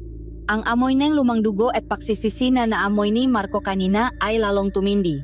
Bumabalot ngayon sa kanyang lolo na parang isang sapot. Ako, patuloy niya. Hirap na hirap sa bawat salita. Noong ako ay bata pa, noong ako ay puno pang yabang at maling paniniwala, ako ang namuno sa huling malaking pangangaso.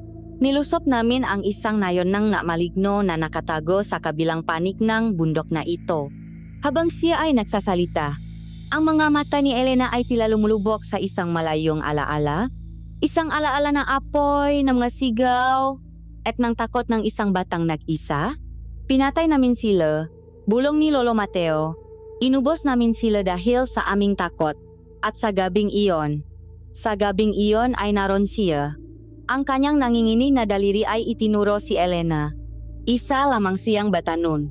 Nakita ko, siya, nagtatago sa ilalim ng isang nasusunok na bahay. Akala ko ay kasama siyang nasunok. Patawad! Sabi niya. Ngayon ay direktang nakatingin kay Elena, patawat sa lahat. Ang katotohanan ay isang kidlat na tumama sa isipan ni Marco. Ang kanyang lolo, ang kanyang pamilya, sila ang dahilan ng lahat ng sakit na ito. Napaluhot siya, ang kanyang mundo ay gumuho. At ako? Tanong niya. Ang kanyang boses ay halos hindi marinig. Ang pangamoy ko? Ano ito? Iyan. Sabi ni Lolo Mateo, ang pamanang ng mga ngaso. Ang kakayahang amuyin at tukuyin ang anumang nilalang na may dugong mahika. Isang sandata na ginamit ng ating lahi para manghuli at pumatay. Ang bawat salita ay isang patalim na lalong bumaon sa puso ni Marco. Ngunit may isa pang bahagi ang kwento. Ngunit ang lola mo, sabi ni Lolo Mateo, ang kanyang boses ay nabasak sa pagiya. Ang iyong lola Adela, nakita niya ang kasamaang aming ginawa. Nakita niya ang halimaw na naging ako. At bago siya pumanaw, isinumpa niya ang ating dugo.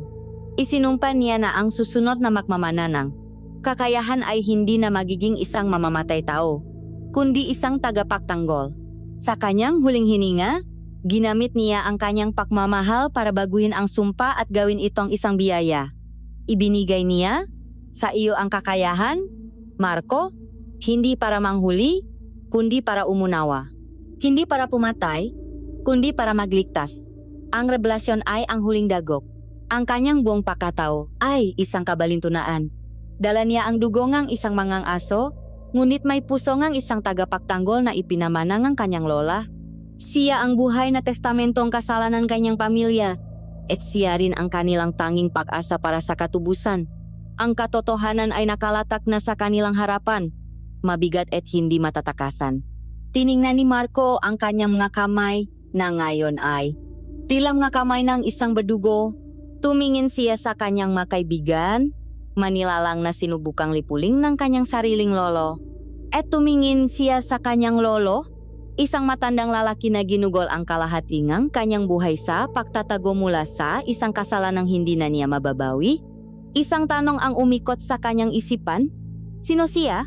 Siya ba ang apong mga ngaso? O ang apong babaeng nagsakripisyo para baguhin ang kanilang tadhana? Ang katahimikan ay binali ni Elena. Lumakat siya palapit kay Marco at inilagay ang kamay sa kanyang balikat. Ang dugo ngang iyong nakaraan ay hindi nagtatakda kung sino ka ngayon. Marco, sabi niya. Ang kanyang boses ay malumanay sa unang pagkakataon. Ang nagtatakda ay ang iyong mapinipili. Tumingin si Marco sa mga mata ni Elena, pagkatapos ay kay Lina, at sa huli kay Rico. Nakita niya ang sakit at takot sa kanilang mamuka. Ngunit sa ilalim nito, nakita niya ang isang pamilyang binuo ng pangangailangan at pinaktibay ng panganib. At alam niya ang kanyang pipiliin. Hindi na siya tatakbo mula sa kanyang pamana. Haharapin niya ito. At gagamitin niya ito para itama ang pagkakamali ng kanyang nakaraan. Ang bigat ng katotohanan ay tila isang malaking bato na pumasan sa balikat ni Marco. Ang kanyang buong buhay, ang kanyang pagkatao, ay nakaugat sa isang kasalanang hindi siya ang gumawa. Sa loob ng ilang sandali, ang tanging maririnig sa kanilang munting grupo ay ang kanyang nanginginig na pahinga. Ngunit sa pagtingin niya sa mamuka sa kanyang harapan ang takot sa mamata ni Lina, ang galit na nagiging determinasyon sa muka ni Rico, ang pagod ngunit matatak na paninindigan ni Elena, at ang nakakawang pagsisisi sa mukha ng kanyang lolo, isang bagong damdamin ang nagsimulang umusbong sa kanyang puso, mas malakas kaysa sa hiya, mas malakas kaysa sa sakit. Ito ay responsibilidad. Dahan-dahan siyang tumayo, ang kanyang labinti ay nanginginig pa, ngunit ang kanyang likod ay tuwid. Hinarap niya muna ang kanyang lolo. Hindi ko po kayo masisisi sa nakaraan, lolo, sabi niya. Ang kanyang boses ay kalmado na ngayon. Ngunit hindi ko rin po tatalikuran ang aking responsibilidad sa kasalukuyan. Pagkatapos, bumaling siya kina Rico at Lina, ang dalawang nilalang na dapat sanay kanyang kinamumuhian ayon sa kanyang dugo, ngunit ngayon ay handa niyang ipagtanggol hanggang sa kanyang huling hininga. Ang dugo ko ay dugo ng isang mangang aso, pag-amin niya, at ang masalitang iyon ay mapait sa kanyang dila. Pero ang puso ko ay kasama ninyo. Hindi ko tatakbuhan ang kasalanan ng aking pamilya. Dito ako, kasama ninyo. At itatama ko ito. Ang katahimikan ay muling bumalot sa kanila. Ang lahat ng mamata ay napunta kay Rico, naghihintay sa kanyang hato. Tinitigan ni Rico si Marco ng matagal. Ang kanyang nga mata ay tila sinusuri ang kaluluwa ng binata.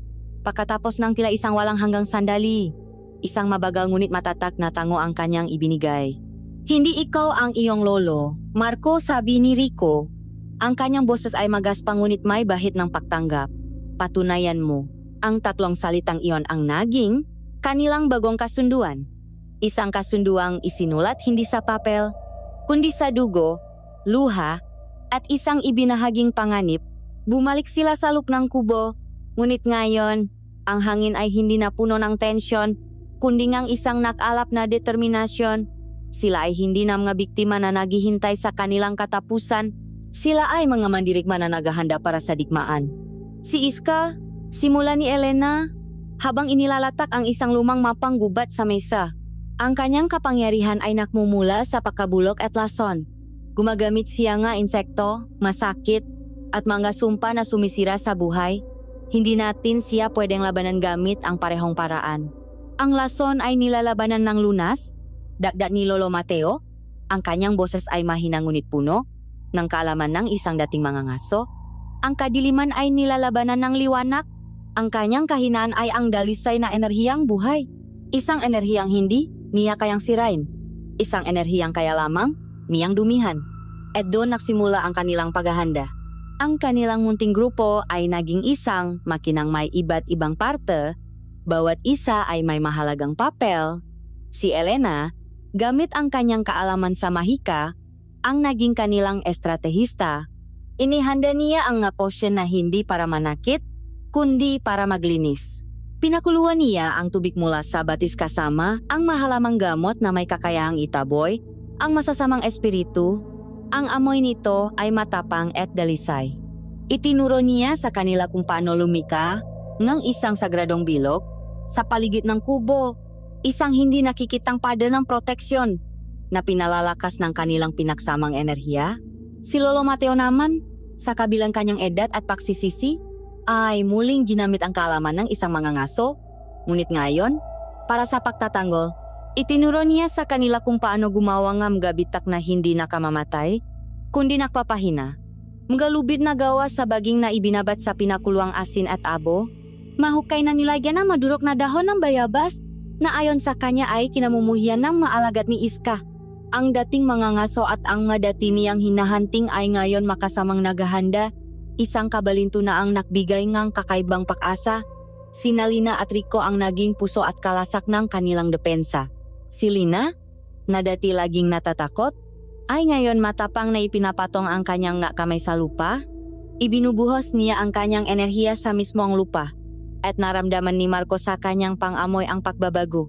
Ang maugat na mapuno sa paligid ay tila lalong tumibay, ang madamo ay naging mas matatag, at ang amoy ng buhay sa kanilang lugar ay lalong tumingkat, isang mabangong pananggalaban sa amoy ng pakabulok ni Iska. Si Rico naman ang kanilang naging kampyon. Ang kanyang masibad na kahoy ay nilagyan ng matutulis na piraso ngang baka na binasbasan ni Elena. Araw-araw, naksasanay siya kasama si Lolo Mateo. Pinaksasanip ang liksingang isang maligno at ang disiplina ngang isang mangangaso. Ang bawat pag-atake niya ay may kasamang lakas ng hangin. Ang bawat pakiwas niya ay kasing kinis ng agos ng tubig. At si Marco, siya ang kanilang naging sentro. Ang kanyang pagsasanay ang pinakamahirap sa lahat. Kailangan niyang matutunan na hindi lamang basta makaamoy, kundi umunawa sa gitna ang kaguluhan. Pinagsanip ni na Elena at Lolo Mateo ang kanilang kaalaman para sanayin siya. Gagawa si Elena nga malili na ilusyon, nga aninong may iba't ibang amoy ng panganib, habang si Rico naman ay mabilis na gumagalaw sa mapuno. Ang tungkulin ni Marco ay tukuyin kung alin ang totoo at kung alin ang hindi, kung saan ang susunod na pag-atake, at kung sino ang pinakamalaking banta, gamit lamang ang kanyang pang-amoy. Sa una, ito ay isang impyerno, ang kanyang ilong ay laging dumudugo, at ang kanyang ulo ay kumikirot sa sobrang impormasyon. Ngunit unti-unti, natutunan niyang ihiwalay ang bawat hiblang ng amoy sa hangin, na para bang isa siyang konduktor ng isang orkestra ng ngasamyo. Kaya na niyang malaman ang eksaktong lokasyon ni Rico sa pamamagitan lamang ng amoy ng kanyang pahinga. At kaya na niyang makita ang hugis na mahika ni Elena bago pa man ito tuluyang mabuo. Ilang araw silang nahanda. Ang kubo ni Elena ay hindi na isang simpleng bahay, ito ay isa ng muok. Isang kuta na pinoprotektahan ng pinaksanip na mahika, kalikasan, kaalaman, at isang pambihirang pang-amoy. Sa huling gabi bago ang inaasahan nilang pag-atake, sila ay nagtipon sa loob ng kubo. Ang pagod ay bakas sa kanilang mamuka, ngunit wala na ang takot. Sa halip, napalitan ito ngang isang matatak na kahandaan. Nakbahagi sila ngang isang simpleng hapunan, isang mainit na sinigang na niluto ni Elena. Sa gitna ngang kanilang pagkain, lumapit si Rico kay Marco. Mabilis kang matuto, taga-amoy, sabi niya, at sa paggamit niya ang palayaw na iyon, naramdaman ni Marco ang isang selyo ngang paggalang. Hindi na siya ang apo ngang mangaso. Siya na si taga-amoy, isang mahalagang bahagi ng kanilang pamilya. Pagkatapos ng hapunan, si Marco ang nagboluntaryong unang magbantay. Tumayo siya sa gilid ng kanilang sagradong bilog, Ang hangin ng gabi ay malamig sa kanyang balat. Ipinikit niya ang kanyang mamata at inihagis ang kanyang kamalayan sa kadiliman, mas malayo kaysa dati. Naamoy niya ang nga natutulok na hayop, ang nga halaman sa gabi, ang malamig na bato. At pagkatapos, naamoy niya ito, ang pamilya na masangsang na aura ni Aling Iska. Ngunit ngayon, iba na. Hindi na ito isang solong presensya. Ito ay isang alon, isang dagat ng kasamaan na gumugulong patungo sa kanila. Ang aura ni Iska ay nasa gitna, ang pinakamalakas, ngunit kasama nito ay dandang iba, pang malilit ngunit mababangis na aura. Ang amoy nga maaswang, na manananggal, at ng iba pang nilalang na hindi na niya kayang pangalanan. Dinilat niya ang kanyang mamata, ang kanyang puso ay kalmado. Bumalik siya sa loob ng kubo kung saan naghihintay ang iba. Nandito na sila, sabi niya. Ang kanyang boses ay hindi nanginginig. Ito ay matatak at puno ng isang malamig na katiyakan. At marami sila. Ang paghahanda ay tapos na. Ang digmaan ay narito na. Ang sigaw ni Marco ay tila isang senyas na nagpakawala sa mismong impyerno. Mula sa kadiliman ng gubat, daan-daang nga anyo ang nagsimulang gumapang, lumipad at tumakbo. Ang hangin ay napuno ng amoy ng libingan, ng nabubulok na laman, at ng purong kasamaan. Nga tiktik na may naglalaway na bibig, nga manananggal ng mapakpak na parang paniki ay humahampas sa hangin, madambuhalang kapre na ang mamata ay parang nagbabagang uling, at sa gitnang lahat, dahan-dahang naglalakat si Aling Iska. Ang kanyang tungkot ay kumikinang sa isang masamang lilang liwanag, ang kanyang mukha ay isang maskarangang tagumpay. Tingnan ninyo ang inyong munting paraiso, Elena! Sigaw niya. Ang kanyang boses ay umalingaw-ngaw sa buong lugar. Ang inyong huling kanlungan. Ngayong gabi, gagawin ko itong inyong libingan. Sa isang kumpas ng kanyang tungkot, ang hukbo nga halimaw ay sumugot na parang isang maruming alon. Ang unang hanay ng maaswang ay bumangga sa sagradong bilok na ginawa ni Elena. Isang nakakapasong tunok ang narinig. At ang maunang sumugot ay umigik sa sakit habang ang kanilang balat ay nasusunok sa dalisay na enerhiyang bilok. Ngunit ang kanilang dami ay tila walang katapusan. Ang pader ng proteksyon ay nagsimulang manghina. Rico! Lolo! Harangin ninyo ang kanang bahagi. Sigaw ni Elena. Si Rico ay sumigaw ng isang sigaw ng mandirigma at sumugot na parang isang bagyo. Ang kanyang sibat ay tila isang sina ng liwanag sa gitna ng kadiliman. Bawat saksak niya ay may kasamang lakas ng isang bumabagsak na puno. Bawat iwas niya ay may liksingang isang agila. Si Lolo Mateo naman, gamit ang kanyang kaalaman, ay hindi direktang nakikipaglaban, kundi sumisigaw ng kahinaan. Ang tiktik, sa batok ang kahinaan. Ang mga matang kapre, bulagin ninyo. Lina, ang bilog, huwag mong hayaang masira. Utos ni Elena. Ipinataw ni Lina ang kanyang ngapalat sa lupa. Isang luntiang liwanag ang gumapang mula sa kanya, at ang mabaging na tinik sa paligid ay biglang nabuhay, gumagapang at pumipilipit sa mabintinga mahalimaw na sinusubukang makapasok.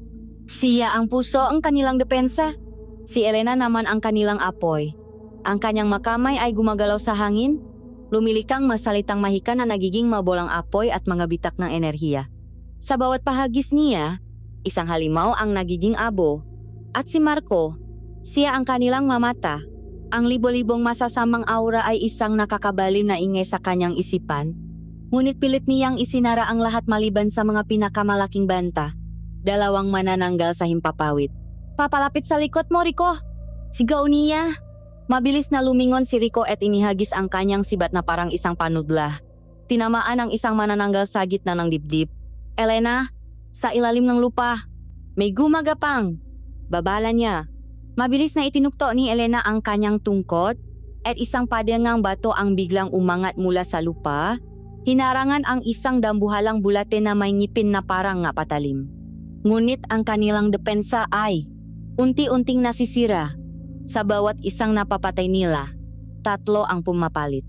Isang dambuhalang aswang na may 4 na braso ang sa wakas ay nakalusot sa pader ngang magabaging at tumiretso sa pinakamahalagang target, si Marco. Nakita nito na ang binata ang nagbibigay ngang direksyon sa laban. Walang oras para tulungan, siyang iba. Si Rico ay napapaligiran.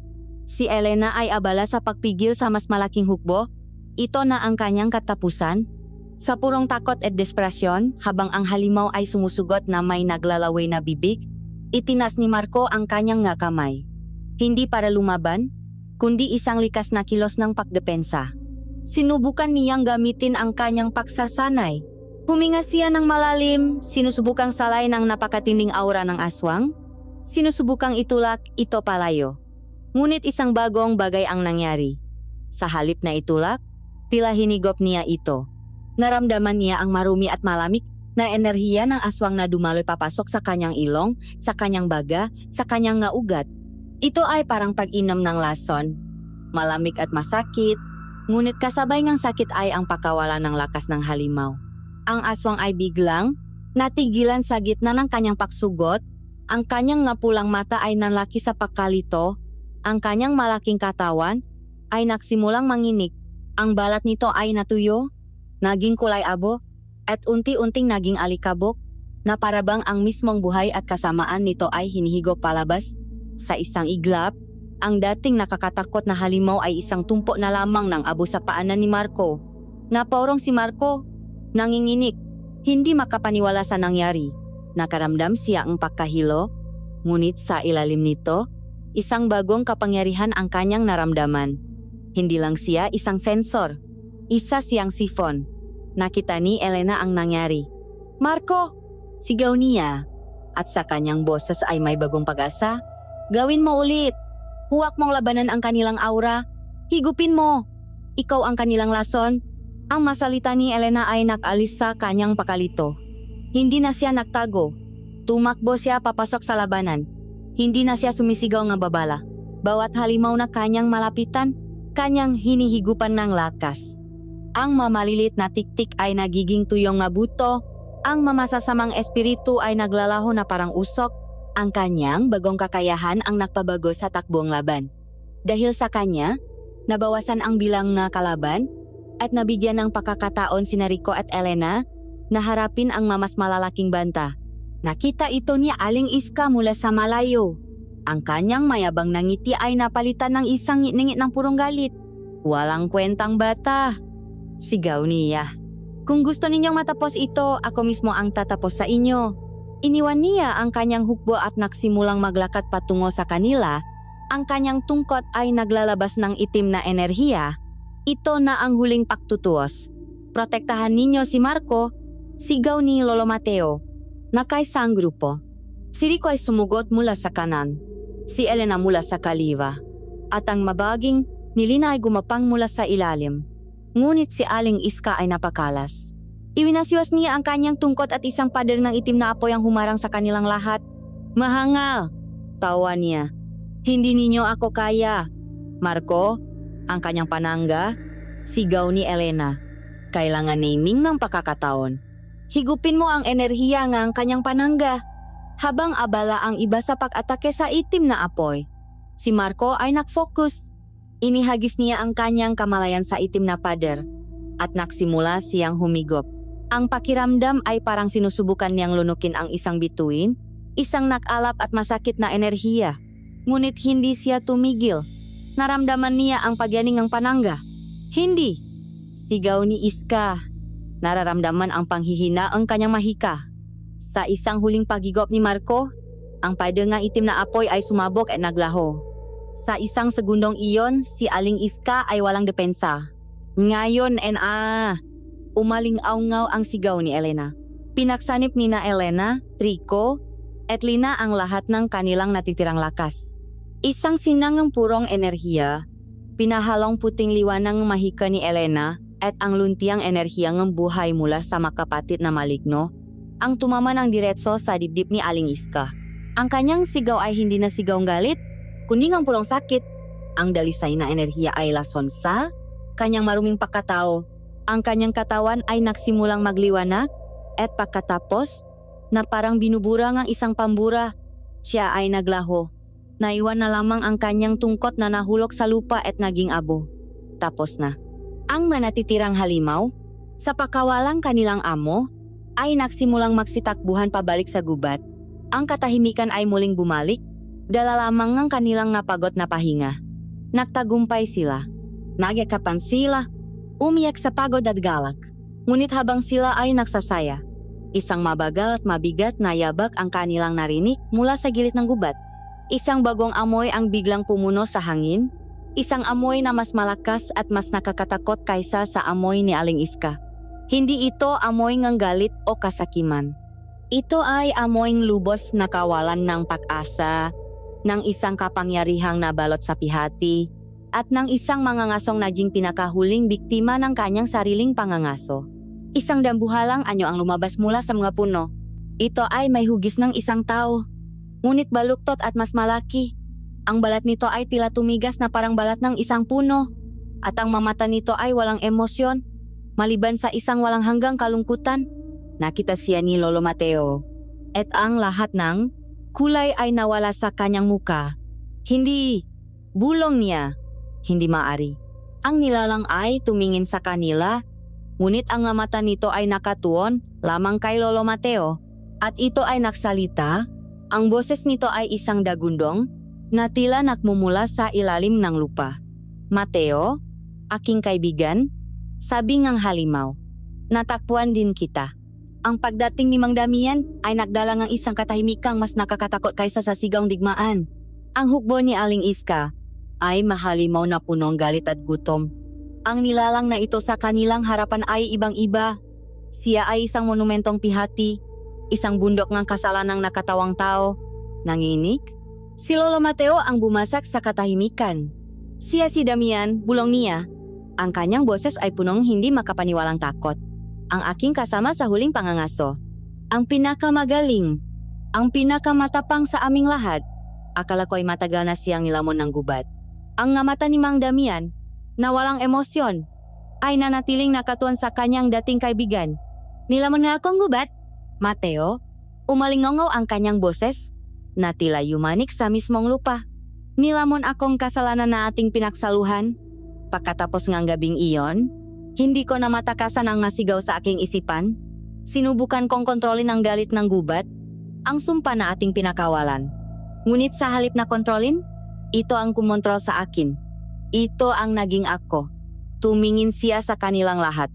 Ngayon, tatapusin ko na ang aking pagdurusa. At isasama ko kayo, lalo ka na, aking kaibigan, ang huling alaala ng aking pagiging tao. Walang babala, sumugot si Mang Damian. Ang kanyang bilis ay hindi kapanipaniwala para sa kanyang laki. Ang kanyang lakas ay hindi nakmumula sa mahika, kundi sa purong bigat ng kanyang kawalan ng pag-asa. Sinalubong siya ni Rico, ngunit ang sibat nito ay tila isang palito lamang na tumama sa isang pader na bato. Itinapon ni Damian si Rico na parang isang basahan. Si Elena ay nakpakawalan ng gabolang apoy. Ngunit ang maito ay tila hinihigop lamang ng madilim na aura ni Damian. Naglalaho ng walang epekto. Ang kapangyarihan ni Damian ay isang itim na butas na humihigop sa lahat ng liwanag at pag-asa. Marco! Ang aura niya! Sigaw ni Elena. Subukan mong higupin. Ipinikit ni Marco ang kanyang mamata at sinubukan. Ngunit sa paghigop niya sa aura ni Damian, hindi enerhiya ng kasamaan ang kanyang naramdaman, kundi purong pihati. Para siyang uminom ngang isang karagatan ng luha. Biglang bumaha sa kanyang isipan ang alaala ni Damian. Ang yabang isang mangangaso, ang kilabot ng kanilang ginawang masaker, at ang walang katapusang nga tao ng pagsisisi at pag-isa sa gitna ng gubat habang ang kanyang katawan ay dahan-dahang binabago ngang sumpa. Napasigaw si Marco sa sakit. Hindi sakit ngang katawan, kundi sakit ngang kaluluwa. Hindi kaya, sabi niya habang nakaluhot at hawak ang kanyang ulo. Masyadong mabigat. Huwag mong hikupin, Marco. Sigaw ni Elena na ngayon ay naiintindihan na. Hindi mo siya kailangang talunin. Kailangan mo siyang maintindihan. Hanapin mo ang pusong kanyang pihati. Habang si Rico at Elena ay pilit na pinapaatras si Damian, muling nag-focus si Marco. Sa pagkakataong ito, hindi siya humigop. Tumingin siya sa gitnang nangangalit na bagyong aura ni Damian. Sa gitna ng lahat ng dilim na amoy ng nabubulok na pagsisisi at ng tuyong dugo, may nakita siyang isang maliit, nanginginig na tuldok ng liwanag, isang amoy na kakaiba sa lahat. Hindi ito amoy ng gubat o ang dugo. Ito ay amoy ng isang payapang umaga, ng bagong timplang kape, at ng isang pangakong binitiwan ng dalawang makaibigan sa ilalim ng isang puno ngang gabago sila naging mahalimaw. Ang amoy ngang kanilang nawalang pakakaibigan. Lolo! Sigaw ni Marco. Ang kanyang boses ay punong pakapurahan. Ang pangako. May pangako kayong binitiwan sa ilalim ng puno nga manggabago kayo ng aso. Alalahanin ninyo, natigilan si Lolo Mateo. Sa gitnang kaguluhan, isang malayong alaala ang bumalik sa kanya. Siya at si Damian, mga binata pa, punong pangarap. Sumusumpa tayo, bulong niya sa sarili, inaalala ang nasalita, na tayo ay magiging tagapagtanggol, hindi mamamatay tao. Buong tapang, humakbang si Lolo Mateo pasulong, walang armas, walang depensa, diretsong hinarap ang halimaw na dati niyang kaibigan. Damian, sigaw niya, ang kanyang boses ay punong migat, 50 taong pagsisisi. Aking kapatid, hindi ito ang ating sinumpaan. Pinatawad na nila tayo. Patawarin mo na rin ang iyong sarili. Sa pagkarinig sa mga salitang iyon, sa unang pagkakataon, natigilan si Mang Damian. Ang kanyang walang katapusang paksugot ay huminto. Ang malit na tuldo ng liwanag sa kanyang aura ay biglang naalap. Ito na ang kanilang pagkakataon. Marco, ngayon na. Utos ni Elena. Huwag kang humigop. Magbigay ka. Pakawalan mo siya. Naintindihan ni Marco. Hindi niya sisirain ang dilim. Papalakasin niya ang liwanag. Itinuon niya ang lahat ng kanyang lakas, ang lahat ng kanyang pag-asa, ang lahat ng kanyang pagnanais na itama ang pagkakamali. Sa malit na tuldok ng liwanag na iyon, hindi siya humigop, nagbigay siya. Ang dalisay na enerhiya ng pagpapatawat ay dumaloy mula sa kanya patungo sa puso nga aura ni Damian. Sumunod ang iba. Itinaas ni Elena ang kanyang makamay. Hindi napakawalang apoy, kundi ng isang sinak ng dalisay na puting liwanag. Si Lina at Rico ay ipinatong ang kanilang nga kamay sa lupa. At ang enerhiya ng buhay ng buong gubat, hindi bilang isang sandata, kundi bilang isang yakap ng pagpapagaling, ay dumaloy patungo sa halimaw. Si Mang Damian ay tumingala sa langit at nakpakawala ng isang huling dagundong. Hindi ito sigaw ng galit o sakit, kundi isang sigaw ng paglaya. Ang kanyang malabatong katawan ay nagsimulang makaroon ng mga bitak at mula sa mga bitak na iyon, hindi dilim ang lumabas, kundi liwanag. Sa isang iglap, siya ay sumabog, hindi sa isang marahas na pagsabog, kundi sa isang libo-libong maalitap-tap na dahan-dahang umakyat sa kalangitan. Dala ang isang kaluluwang sa wakas ay nakahanap ng kapayapaan. Ang nakakasakal na aurang kawalan ng pag-asa ay naglaho, pinalitan ng isang payapang katahimikan. At sa unang pagkakataon sa loob ng maraming araw, ang unang sina ng araw ay tumagos sa madahon ng gubat. Tapos na ang laban. Ang araw ay sumikat sa isang bagong mundo. Si Lolo Mateo ay nakaluhot sa lugar kung saan naglaho ang kanyang kaibigan. Ang kanyang naluha ay malayang dumadaloy. Hindi naluha ang pagsisisi, kundi ngang pagluluksa at pagpapalaya. Dahan-ahan siyang tumayo at humarap kina Rico at Lina. At dun, ang dating pinuno nga mga ngaso ay yumuko ng buong pagpapakumbaba. Isang pahingingang tawat na mas malakas kaysa sa anumang salita. Tumango ang makapatid, isang tahimik na pagtanggap. Ang sumpang kanilang dugo ay tuluyan ng natapos. Ang Barrio San Miguel ay nanatiling payapa. Hindi alam ang digmaang ipinaglaban para sa kanila sa puso ang gubat, ang kanilang grupo. Na binuo apoy at trahedya. Ay, naging malihim na tagapag-alaga nito. Isang taon ang lumipas. Nakatayo si Marco sa gilid ng lawalawaan, kasama si Lina at Rico. Pinagmamasdan nila ang paglubok ng araw. Ang kanyang pang-amoy ay hindi na isang sumpa. Ito ay isang regalo na kanyang lubos na naunawaan. Naamoy niya ang namumong pag-ibig sa pagitan ni Elena at Rico. Naamoy niya ang bagong pag-asa sa aura ni Lina. At sa kanyang sarili, naamoy niya ang kapayapaan. Ang ngapaklat ng nakaraan ay naroon pa rin. Mapaalala ng malaban na kanilang pinagdaanan, ngunit hindi na nila hinahayaang diktahan nito ang kanilang kinabukasan. Dahil sa isang mundong punong nga halimaw at anino, ang pinakamalakas na mahika sa lahat ay ang pagpapatawad at ang paghahanap ng pamilya sa mga lugar na hindi mo inaasahan. Natakpuan na ni Marco ang sa kanya